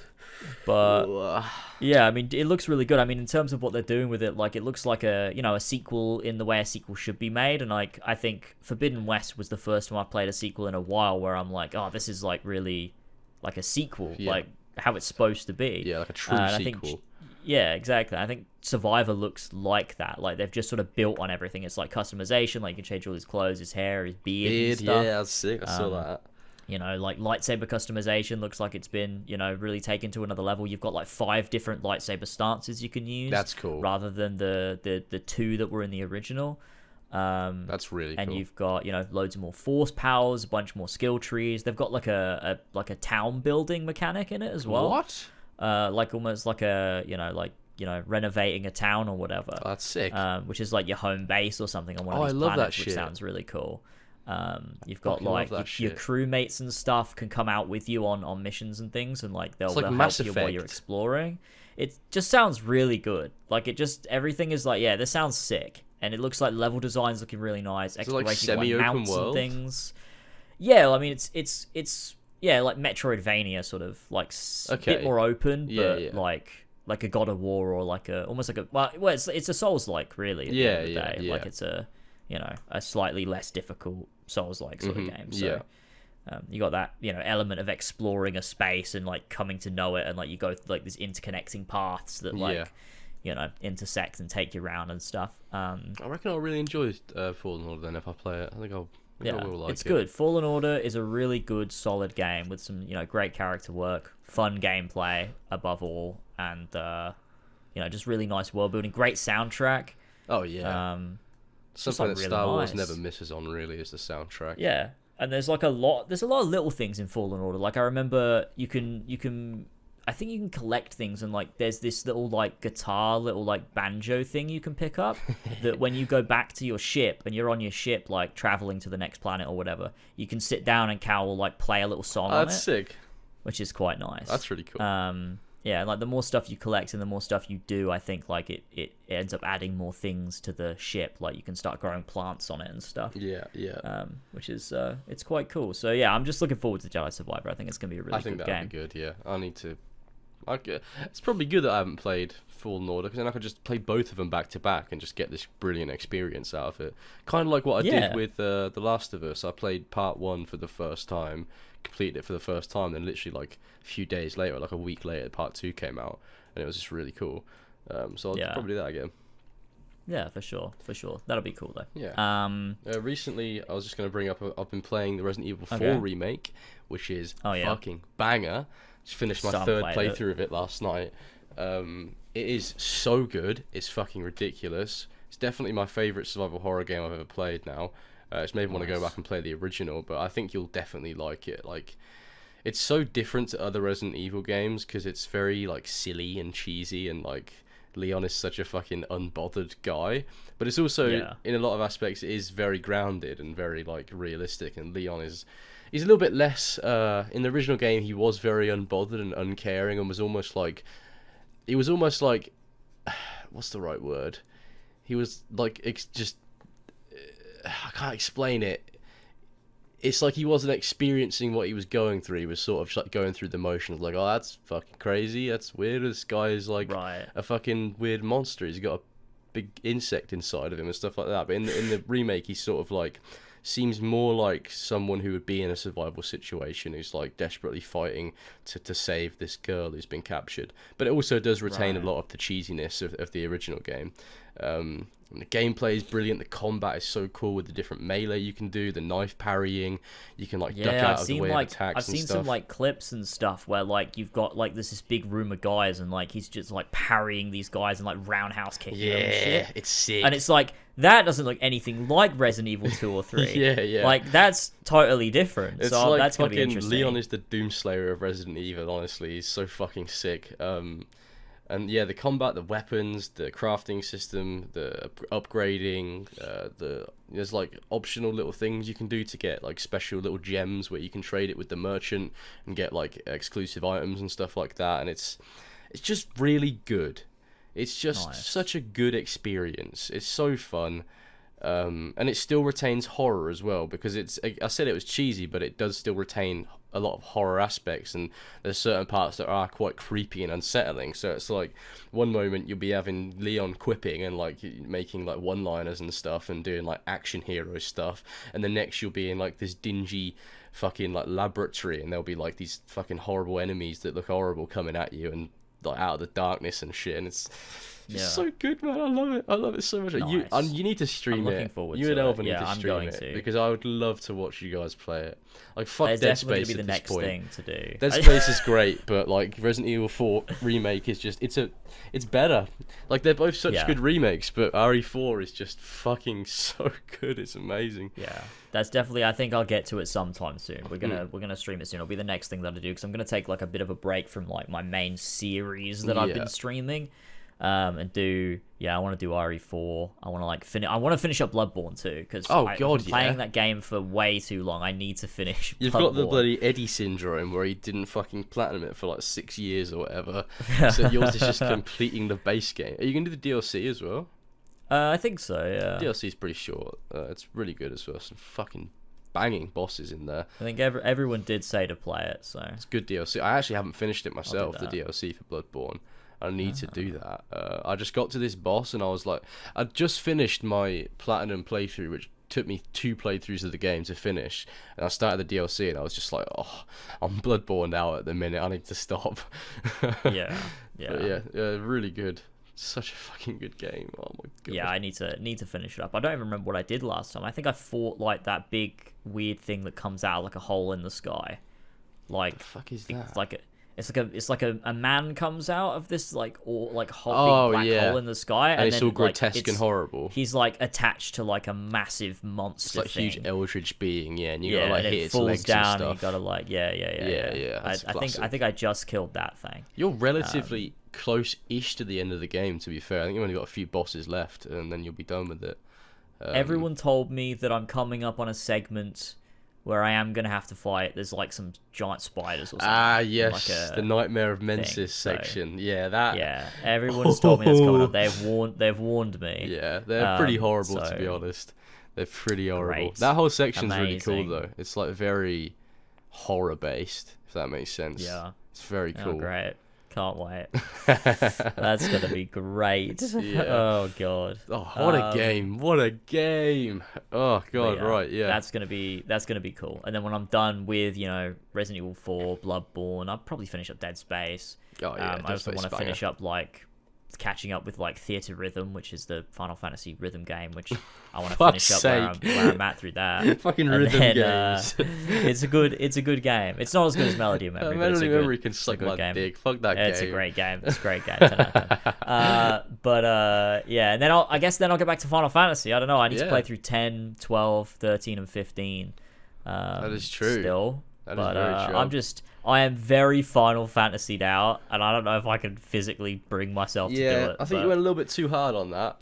I think you enjoyed the pixel games a lot and the old ones. I did. Yeah. Like Final Fantasy 1 through 7 were all really good. Yeah, I like all those. You played 9 yet? 9 is also really, really good. Is that the one you're on right now? I finished 9. Okay, and now it's just the shit one that no one fucking cares about. Yeah, well, that's the thing. Like the thing that's most exhausting about Final Fantasy is the fan base of those games. Every single one is someone's favorite, and I hate shitting on them because like I played 8, and like 8 has a reputation of like people really love it. Like I know there's loads of people who love Final Fantasy 8. Yeah. And I played it, and it's fucking awful. And it was like this, like it was just like I don't want to sit here and like try and critically analyze this. I just can't be bothered. If I'm not making a video, like my brain still works that way, and like I'm still gonna process it that way, and like I don't like it. I know I don't like it. But, like, I don't want to sit here and justify to you why. Just, like, I just don't like it, all right? The game's not good. If you like it, that's fine. I'm happy you like it, but I don't. That is a hot take if I've ever heard one in the gaming community. And it's crazy. I mean, it's weird because I learned after playing 8 that actually it's a very divisive game, which I didn't know. Playing it, I thought people loved it. Yeah, so did I. I was expecting it to just be really good, but apparently no, it's a really divisive one. People either love it or they hate it. And if you love it, then you probably half your brain's not switched on, but that's fine. The game makes no fucking sense. But that's okay. Crisis Core was the most difficult one because people genuinely do like that. Like the people that don't like it are very few and far between. I think. So that was a tough one. I've heard the horror stories of Crisis Core. That was a tough play. But no, Final Fantasy 9 though, very good game. 10 out of 10. It might be my favorite, to be honest. Ooh, better than 7. I think. Well, they're both really good in like totally different ways. Yeah. Like they both excel at different things. Like Final Fantasy 7 has got great character work with an incredible plot. Final Fantasy 9 has got like great plot with incredible character work. What about the gameplay? Maybe... Like, are they both the gameplay is really solid. I think 9 plays better than 7. Yeah. Slightly. They're very similar though. But I think there's something about the way they utilize the different jobs in 9 that I think is just a bit more interesting than the way 7 does. Because 7 is a bit more, every single character is very similar. They have certain specialties and like their limits really bring that out. But in 9, every single character has a different ability that you can use. I think 9 is a bit more similar to 6, and I really liked 6's combat. So I think I do prefer 9 in that way. And I think 9 also doesn't have a bunch of like side media that ruins it. Yeah. So it's got that going for it too. That was something for me with my experience of playing 7 OG. Like I loved the story and the characters and the world and everything and the soundtrack, and I loved all of that. But the combat was super bare bones. It was just pressing the speed up button and then pressing X a bunch of times until the enemies were dead. Yeah, I mean, you weren't very far in, to be fair. Oh, well, that is true. Yeah, that's true. And there are some like when you get a bit further in, like disc 2 and 3 especially, you get like there's a lot of cool boss fights that actually you do start to have to like think about what you're doing a bit more. Yeah, and, that's use your stuff sparingly, and that's a lot more fun. But I think 9 does it better, and I think 6 also does it better. I think I'm in the minority with this opinion. I think a lot of people do think Final Fantasy 7 has really good gameplay, but for me, I think it was slightly weaker than some of the other ones. Like I just think I do find it to be a little bit more shallow and easy than like 9 or 6 or even like Final Fantasy 3. But I still love 7, obviously. I need to finish 7 OG.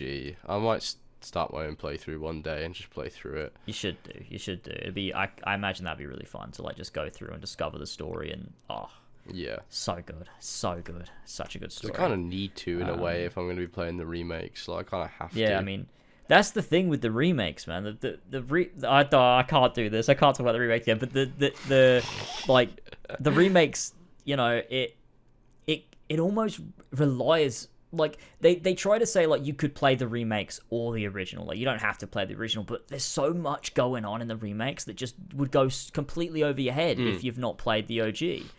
And it almost relies on you knowing the compilation too, and it's just I don't know. I think Rebirth will solidify whether you do or don't. That's what I was gonna say. The stuff. Like what if Rebirth handles it in a better way? Than could be, did. It could be that when they do Rebirth, they really show that actually no, you don't have to have played the OG, you don't have to have played, Crisis Core. The game will explain itself. And Dirge of fucking Cerberus. Oh my goodness, fucking Dirge of Cerberus. What a fucking game. Jesus fucking Christ. But yeah, that's Final Fantasy, and Final Fantasy 16 is obviously coming out soon, just a few months away. Yeah, I'm excited for that. It looks sick. Looks really, really good. I don't know if did you see any of the stuff from State of Play, the most recent State of Play?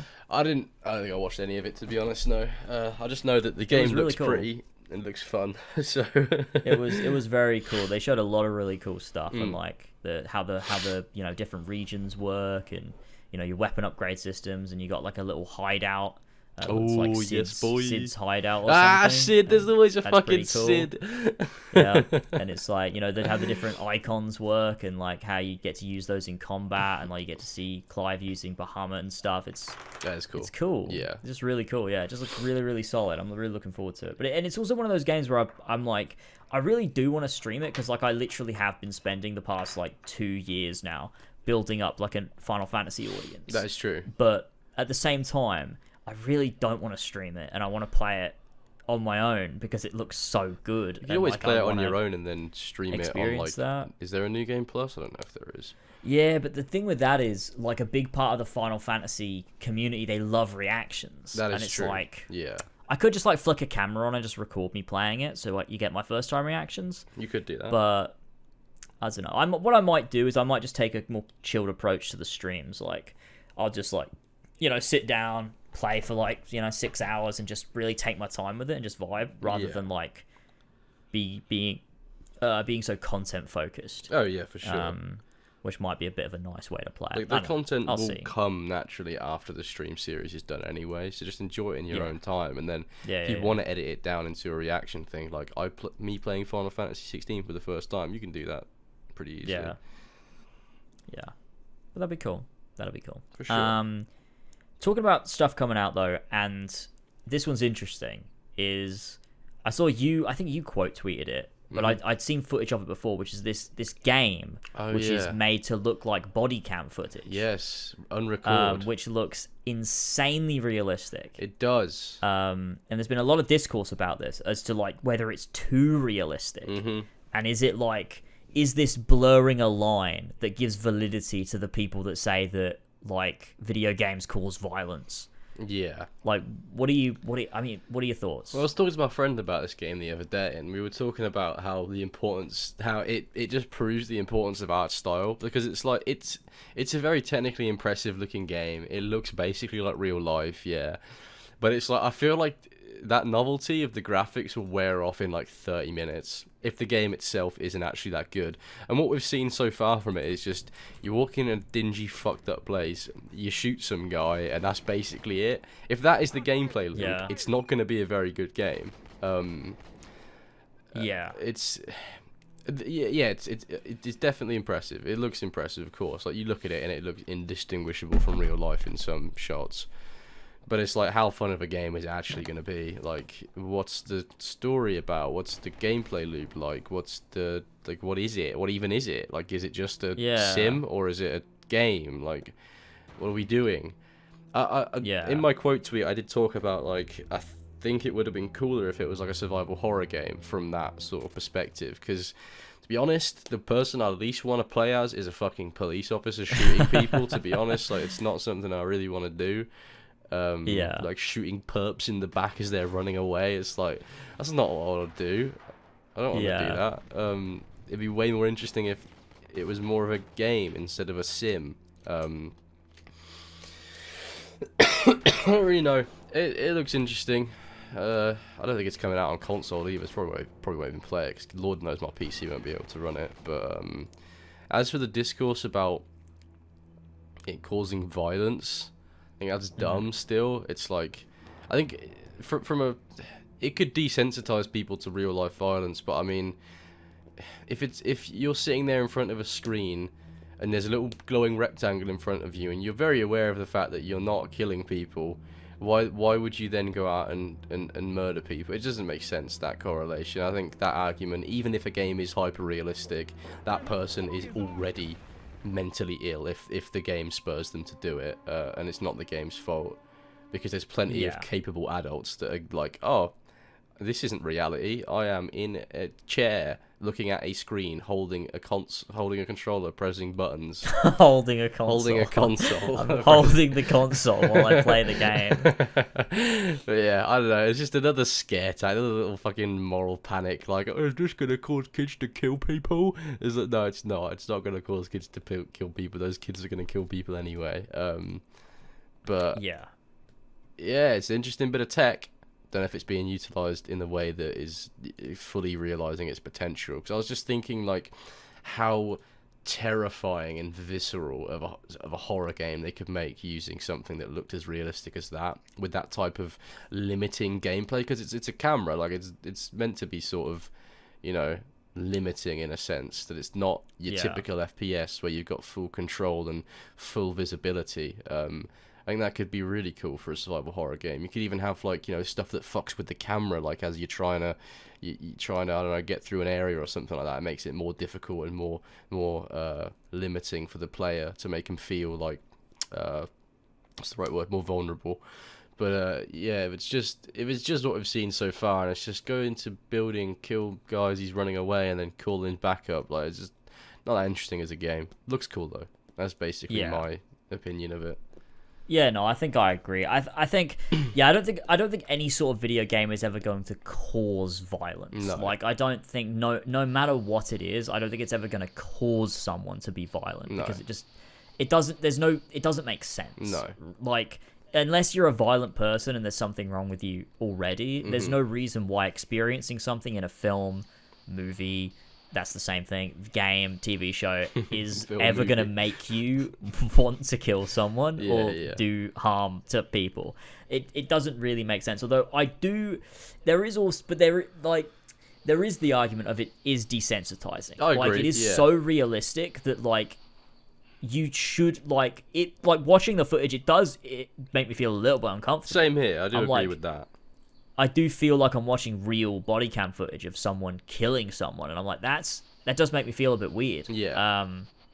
Where, you know, and I maybe that's something that comes with age as well, because I remember as a kid, like, the No Russian mission from MW2, that didn't used to, like, I didn't used to really bat an eye at that. No, like, it was just kind of like, just killing people in a video game. Like, you'd run through, you just, like, fucking fire your gun at everybody. It was fun, which is a bit weird. It's weird. But when I replayed it in Modern Warfare 2 Remastered, it made me feel weird. I was like, I can't pull the trigger. Like, that's fucked up. Like, I'm not going to pull the trigger on these random innocent people on this, like, set piece of I'm playing as a terrorist. Like, that's not...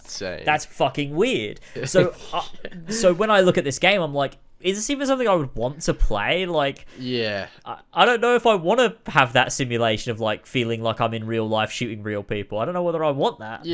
That's why a survival horror experience seems a little bit more video gamey, because it's like there's a point to it. Currently, it just seems like just kill simulator, hyper violence for the sake of it. It's like, this is what it would look like if you were a police officer mad dumping someone in real life. It's like, oh, that's an interesting concept. I can just go on Live Leak and watch some fucking videos of that. Like, what is it? What are we gonna do with it? Is it just a showcase of technology, or is it gonna actually be a game? Yeah, it does feel more like a bit of a tech demo than anything else. Like, look what we can do with Unreal. That's what it feels like. Look what we're able to create, sort of thing, rather than, like, an actual product that's worth experiencing. Because at this point, it feels like all you're going to be experiencing is you're carrying out the acts of, like you said, a fucking Live Leak video. Like, basically. And it's like, I don't want to do that. That's not gonna make me feel good. No. And so it's not like how certain games, like horror games, for example, as I said earlier, they don't make you necessarily feel good, but there's, like, a point to them. Like, there's, like, a theme, or there's a narrative, or there's, like, a gameplay loop that stands out to you. It's like, this is fun, this is rewarding and enjoyable. The gameplay of Unrecord does not look rewarding. It just looks like violence. Realistic violence. And I guess some people really want that. I don't know. I suppose it's like the gameplay loop is almost what you would do as a kid playing Grand Theft Auto, but it looks hyper realistic and like real life. And that's, like, that's the lure of the it. difference there. It's and it's, you know, it's I don't know. It's I think it is going to be one of those games that will appeal to kids more than adults. That's crazy, though, isn't it? Because as a kid, like, I always found Grand Theft Auto just, like, driving around, like, running people over, like, massacring, you know, people in fucking Central Park or whatever. Fun. That was fun. But as an adult, I wouldn't do that. No. I wouldn't. But I feel like this is that game for kids of this generation, which is kind of a bit fucked up. See, I mean, I don't like the idea of kids playing something like Unrecord, because it is so visceral and realistic that it could almost have the same effect as when you're a kid, a mate shows you some really violent video, like, oh, look at this, it's just like torture video, or oh, look at this, it's like body cam footage from like in a war zone, they're shooting each other. It's like, you shouldn't be seeing that shit when you're a kid. Like, fantasy violence is a little bit different to something that is made specifically to mimic real life violence. Like, I just don't think kids should be seeing that. And it's, it's like the reality of like the way that like the gut, like the panic like of seeing a guy and pulling the trigger on the gun. Yeah. Like, it looks so real. It's not just like, it's not cool. It's like, there is this like this panic in this firefight, and like you see the body just like kind of ragdoll to the ground, limp, like, and it's like, it's fucked up. It's pretty fucked up. It just doesn't seem fun to me. But what's interesting about this as well is the way that we're viewing this is the same way that, people would have viewed GTA 4 when we were playing that as kids. Like, we look back on that and you're like, well, no, because it's not real. Like, we're aware it's not real and it didn't fuck us up. It wasn't weird or anything. But, like, how far do you push that? Like, I don't know. Like, if kids are used to photorealistic games that are like this, is there, like, I don't, like, for kids, is the line going to be blurred, or will they still be like, no, I completely can distinguish the two and it doesn't affect me mentally? Yeah. I don't know. I guess we can only find out as more games like this come out, but... That's true. It's just, more than anything, it's just annoying that they have this technology and they've made Police Simulator. Like, even if it was, like, a military sim, it would be more interesting. Like, why police? Of all things. Like, why? I mean, even a military sim would still be in the same realm of, like, disturbing in that sense. But at least it'd be more like, it's like, people like... I don't know, because I guess people do like sims of, like, SWAT and stuff like that, and police and stuff. Like, I don't know. Yeah. Because I like military sims, like Escape from Tarkov and stuff like that. Like, I like those games. Yeah, like one of the best missions in Modern Warfare 2019 was the one where you go into that house and you do like a raid. That is true, and that is a very realistic mission. Yeah. Yeah, and like that was really good. And that's weird because that was a really fun, but it was like contextualized in a story. Yeah, where like you understood why you were doing it, what you were there for. Your characters were heroes. Like, it wasn't, exactly. Like, Captain Price is there, like this iconic military hero of, like, the Call of Duty games. So it doesn't feel like it's like Unrecord. You're playing as this unknown cop. You've got no one around you. You're not killing anyone of importance. There's no discernible story there. You're not saving people by doing it. You're just in a situation. Someone's a criminal. They're doing something bad. They feel threatened. They get their gun out, and you mag dump them, and that's it. And it's like, there's nothing else to it.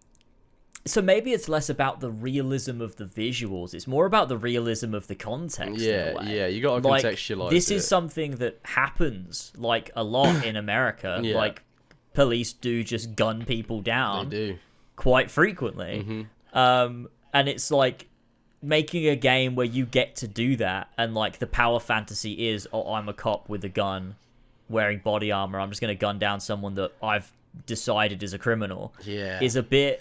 I think that's the fucked up element. That is the fucked up element of it, I think. That's the bit. It's not the visuals. Yeah. It is the power fantasy and the focus of what the game is trying to do. Yeah, it's almost glorifying the position of a police officer, and it's like, should we be doing that given what the police have been doing recently, especially in America? Should we be doing that? Recently meaning for all of human history. For a long time. Yeah, people have abused their position of power, and it's just glorifying that and allowing someone to play it in a game feels wrong to me, especially when it's not contextualized by a story. There's no villains, there's no this is a really bad group of people and everyone involved is terrible, or like there's no story. I think that's the issue. There's no story. It is just kill. And that's what's weird about it to me. If there was a story and it was like, there's a narrative and you're chasing after bad people or whatever, it would feel a little bit less weird. But it's just at this current point, it's a tech demo of kill, basically. Yeah. And the perspective of the kill is like you're playing as a cop. Yeah. There's someone like running away from criminals. You in like a dingy warehouse, and you're chasing them down. Like we don't know what these criminals did. The game's just telling us they're criminals. Just believe it. Like, we're killing their criminals, but we don't know what they've done. Yeah. Like, it's a bit of a weird. It is a bit of a weird one. It would be interesting to see them. do something with the tech. Yeah, for sure. Yeah, that's what I was gonna say. It'd be cool to see, like you said, with a horror game, or like you could do like almost like a sci-fi type, like, you know, you're on a spaceship and like there's fucking, you know, like almost like an Aliens type. Yeah, that'd be cool. Like, I think horror would be any type of horror would lend itself super well to the tech that they've created there. Yeah, I think so too. Definitely, any sort of horror would work. But what they're doing currently is like just a bit weird. It does feel weird. Crass. It does. It does. It does feel weird. But again, it's like when I was a kid, one of my favorite Call of Duty campaigns is Call of Duty World at War, and it's like, what would a World War veteran think of me playing that and going, "Oh, it's just so sick! Like, this is so cool. Look at like Victor Reznov and fucking Sergeant Roebuck and all these cool fucking heroes." And some dude that was in it is probably like, "There were no fucking heroes in this war. It was awful. All my friends died, and it was horrible. Why are you fucking glorifying it and enjoying a story of it and stuff?" It's a weird line, because there's like loads of war films and stuff as well that are great, and it's like this war's horrible. What are you doing? Yeah, it weird. Really depends on like what like the themes and the story trying to and do, the morals that come out of it. Like, you can't just make something that's, "Oh, fucking loads of people died in this shit. It was fucking mental." Like, you can't just do that. You have to have a story. I think that's the thing. Like, back in the day, like, you know, 20 years ago, and like prior to that, you'd have loads of war films where the primary focus was, look how fucking cool the Americans are in the war, shooting the bad guys. There's like plenty like Vietnam films as well, where it's like glorifies the Americans. Like, they did horrible shit over there, mate. They were horrible. It is weird. Whereas nowadays, I think there are a lot of films like All Quiet on the Western Front, the new rendition of it, or like 1917, where they're about the horrors of the war and about like how awful that was to be a part of. Mm-hmm. And those, I mean, I find those a lot more valuable, a lot more interesting than just like, you know, fucking Brothers in Arms. I don't know what that's about. I just know Dad had like 60 DVDs of that. But it is weird. Like, I don't know. But, and that's also a thing, like, how would you explore that in a video game too?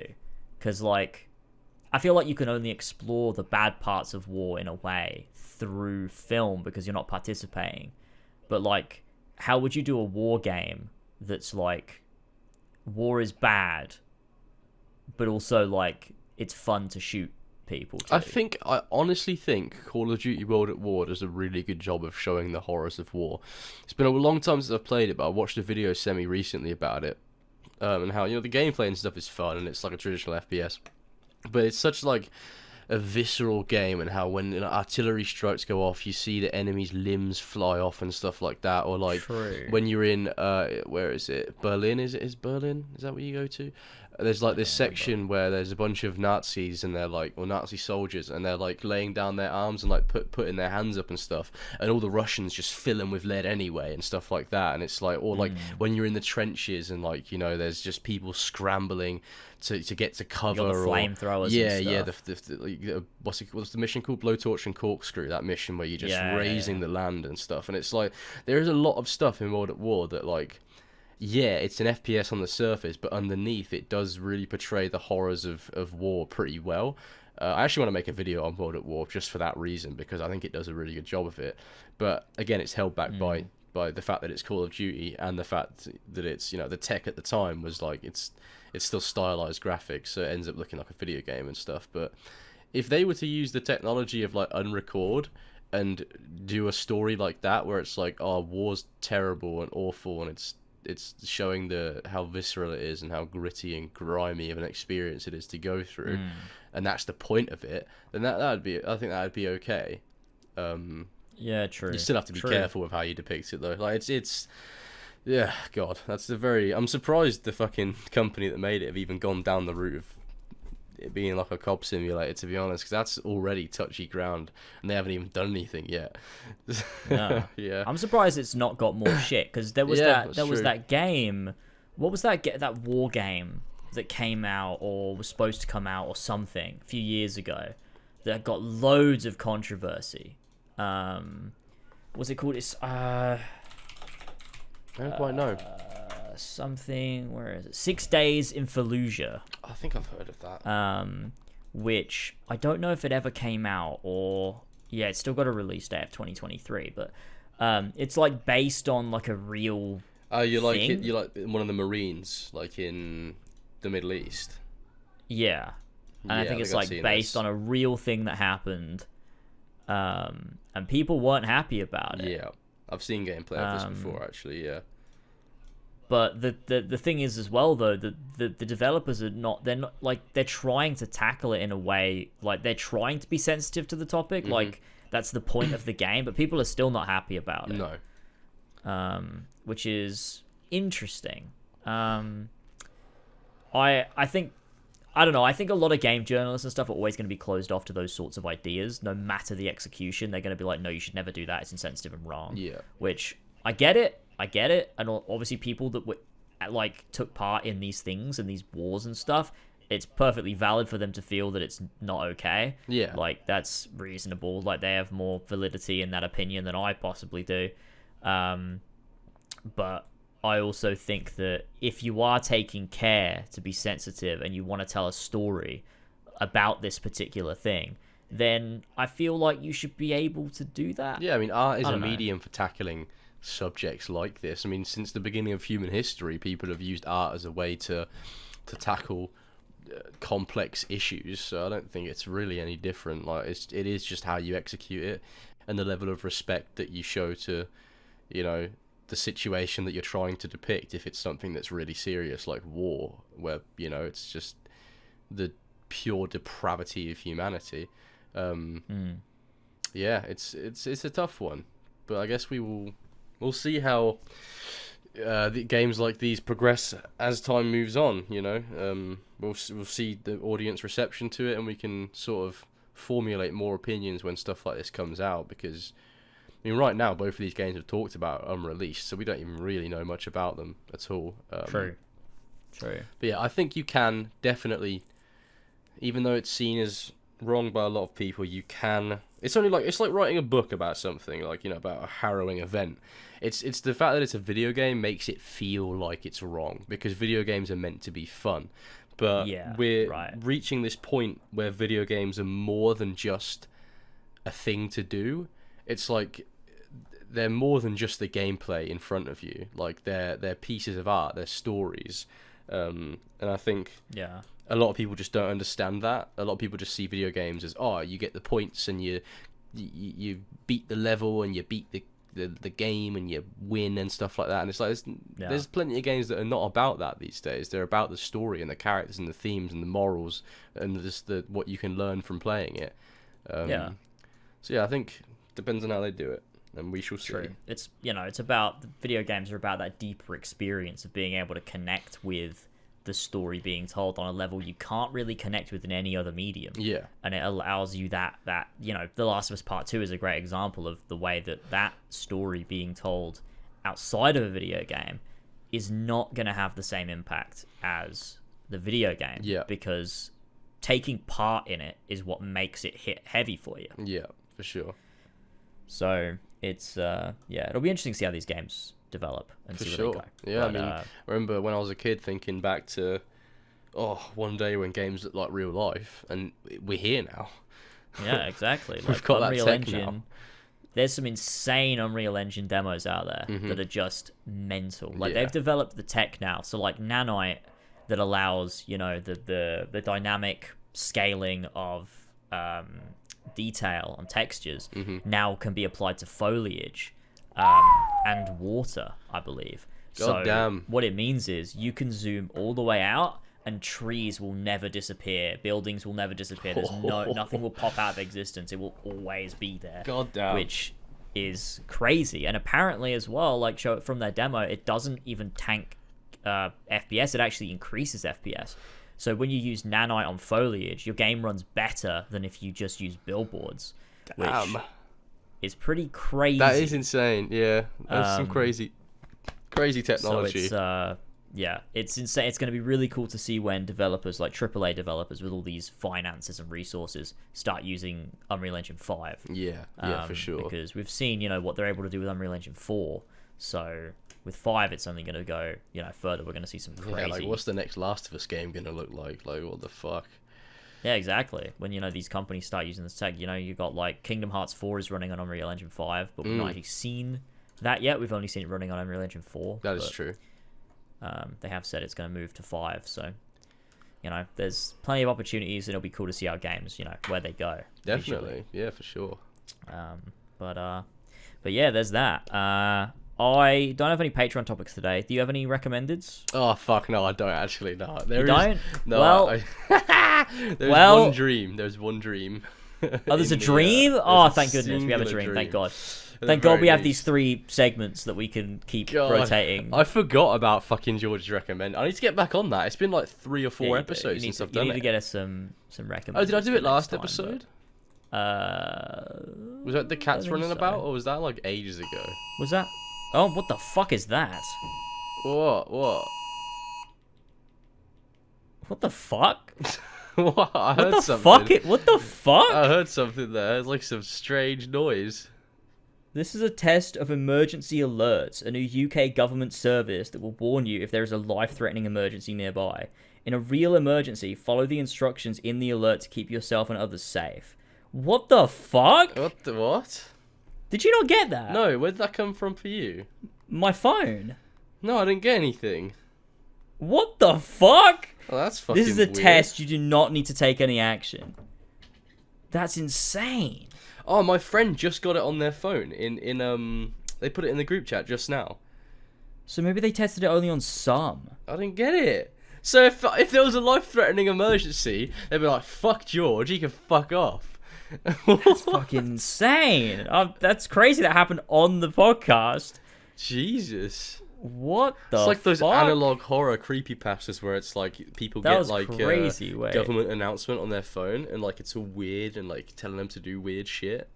It's like that shit. Trying to show the camera, but it's not focusing. But it's there. That's crazy. That's crazy. They're preparing for fucking nuclear war, dude. That's fucking insane. Why it's like some Fallout okay, shit. My camera's focus is fucked. Hang on. That's alright. Did I do it? Did I fix the focus? I think it might be focusing my corkboard. Oh wait, there we go. I think I did it right. There you go. Now I can show it. There it is. Look at that. What the fuck?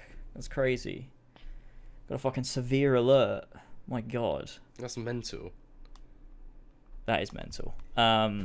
Anyway, right, yes. Dreams. Dreams. I'll start it off with a dream that I had the other day. It's really fucking, okay. really concise. I don't remember much about it. Although I remember that it was semi-lucid and I had a Desert Eagle and I kept reloading it over and over again because it was really satisfying. Like dropping the mag out, putting a new mag in, and then pulling back the whatever the fuck it is and hearing it snap back. And it was like nice and weighty in my hand. It was fucking sick. I was like shooting it at random shit and then just constantly reloading just all the time. It was a really satisfying animation, I guess. I don't know. Yeah, that was my dream. That's literally it. That's it. That's the whole dream. That's it. Yeah, I don't remember anything about it other than that. I just had a fucking huge Desert Eagle and was fucking unloading it onto random shit and reloading. Yeah, that's a great dream. Yeah, so the dream we have today sent in is from Gwil Evans. Oh, he says, yeah, thanks, Gwil Evans. He says, dream alert. Hi guys, just wanted to share a pretty nuts dream which I experienced about 4 months ago. To give some background on why this dream took place, I'm near 100% confident this is why. Let me tell you a bit about the night of the dream. So I'm a pretty bad sleeper, so I'm on sleep medication. On a normal day, I take 4 of the more gentle and kind of natural medication, melatonin, of which our body already produces, but I lack. However, when my sleep is really bad, whereby I'm awake at 8 AM after going to bed at 11 for numerous nights in a row, I'm prescribed a ridiculously strong pill of which I'm not even going to try and spell. Basically, knocks me out and sends me on the ride of my life, especially if I can try to stay awake and experience the effects. I could see taking this pill being a future hobby of mine as a sad old man if my life goes tits up. My point is, it's a belter of a med. Amazing. That's incredible. I love it when people preface their dreams with a little fucking context. It's absolutely brilliant. It's good. Thank you so much, Will. Thank you. To give more background, I had just finished watching the Lazarus Experiment episode of Russell T Davies' Doctor Who. That's so good. As it was my first time watching the episodes, I believe this is also relevant in I dissecting the cause of this dream. My name is Lazarus. And I'm, what does he say? How old is he? 86 or I'm something. 86 years old, and I'm reborn. What a great episode. Oh my god. You got Martha's sister, Tish, there as well. That's her sister, right? Yeah. Yeah. Great fucking episode. Martha's mum, she slaps the doctor. Oh yeah, gotta love her. That's fine. What a feisty woman. She says she's gonna kill the master. What a legend. We love Martha's mum. We do. And her dad as well. Yeah, the whole family's good. Love it. Yeah. Alright, dreams start here. So, the dream began as I was running up what seemed to be an endless bright green hill. The sky Green Hill Zone, he's Sonic. The sky and all around me, apart from the hill, was a bright gleaming white. Suddenly, I was hit with the violent sound of thundering footsteps closely running up the hill behind me. I turned my head and saw a middle-aged white woman in a black suit. As I turned my head, she began speaking. "Mouldy," she whispered. As I ran further and she perused, her voice got louder. "Mouldy," she repeated. She said this again and again until she was shouting in a demonic tone with her face almost expanding. "Mouldy, mouldy, mouldy!" I was terrified. As the woman's voice reached its booming climax, this is where the Lazarus experiment link comes in, I was stricken by an overwhelming tornado of electricity. Me and the woman were gone. After this brief moment of nothing, I was transported to yet another all-gleaming white scene, with nothing but me, another one of me, and a very clean brick wall. This part of the dream was in a third-person perspective view. It reminds you of the meme. I don't know if you've seen it. It's this picture of this kid, and he's got this fucking selfie stick like attached to his back, and then a camera like attached to it, and then he's wearing like this VR headset thing, and it's like bro lost a bet, so he has to live the day in third person. Oh god. At this brief what the fuck, third person perspective view, looking at me talking to the other me, it looked like a "Sorry James" dialogue section for side quest shitty cutscenes from the hit Greek action adventure RPG, of which we all love. Doesn't even have to say the game. Now I mentioned there were two versions of me. The one more distinct version of me was wearing a bright green suit, pink shirt, and bright green top hat. It's like the fucking Riddler. The two versions of myself were inaudibly communicating, until the green top hat version of me says, "Watch this, no mess." At this point, he dropped his pants, cock and bollocks breathing the fresh air, and leaped over the wall. He said, "If I land on it whole," a reference to my lovely penis, "I won't spill." What? What? He's leaping over a wall onto your knob. At this point, I begin pissing and unfortunately did not land on it whole. I noticed my top hat miserably rolled off my head, and with that, I woke about 4 a.m. When I woke up, I noticed that I had just pissed all over myself and felt absolutely disgusted in myself. However, I was too high on this med to get up and clean myself, so I had to resort to lying in my piss. Dude. Hope you enjoyed. Lots of love. P.S. Fucking love the pod. You guys really get me through some shit. Appreciate it. Thank you, man. I appreciate that. Thank you so much for the dream. That was fucking incredible. That's the kind of dream. That's the kind of dream segment we need. That is a fucking model dream right there. It's got context as lore, and then it has a nice long description of the dream. I loved it. I loved it. Yeah. Oh god. I think we've all had that, dude. Though. I've had that before, where like you're pissing in your dream, and then you wake up and you pissed yourself. I don't think I've ever had that, but I have like woken up and I'm like, oh, I really need to piss. Dude, I've had it when I'm mid piss and I wake up.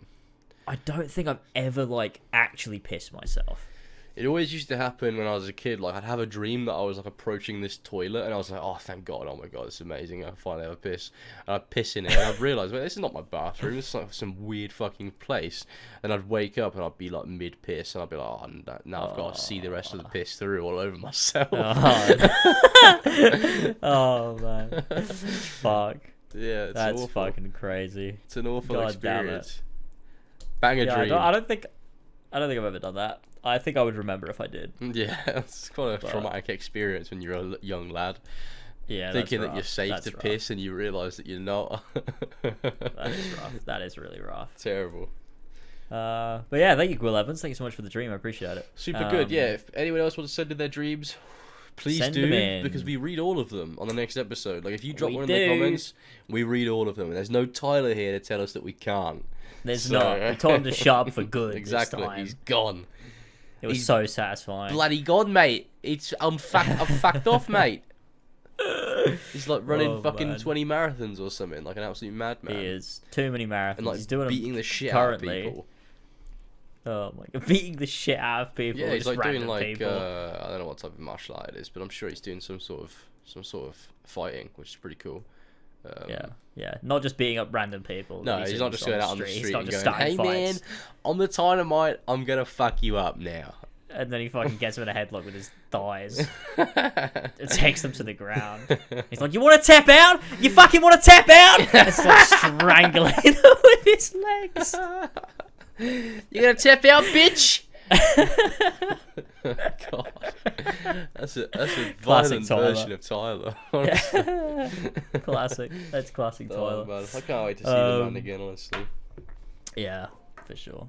But yeah, that's it for episode 6 of the Horsey and Fox podcast. Thank you guys so much for tuning in. Appreciate you. Give us a rating on Spotify and Apple Podcasts, and also like the YouTube video.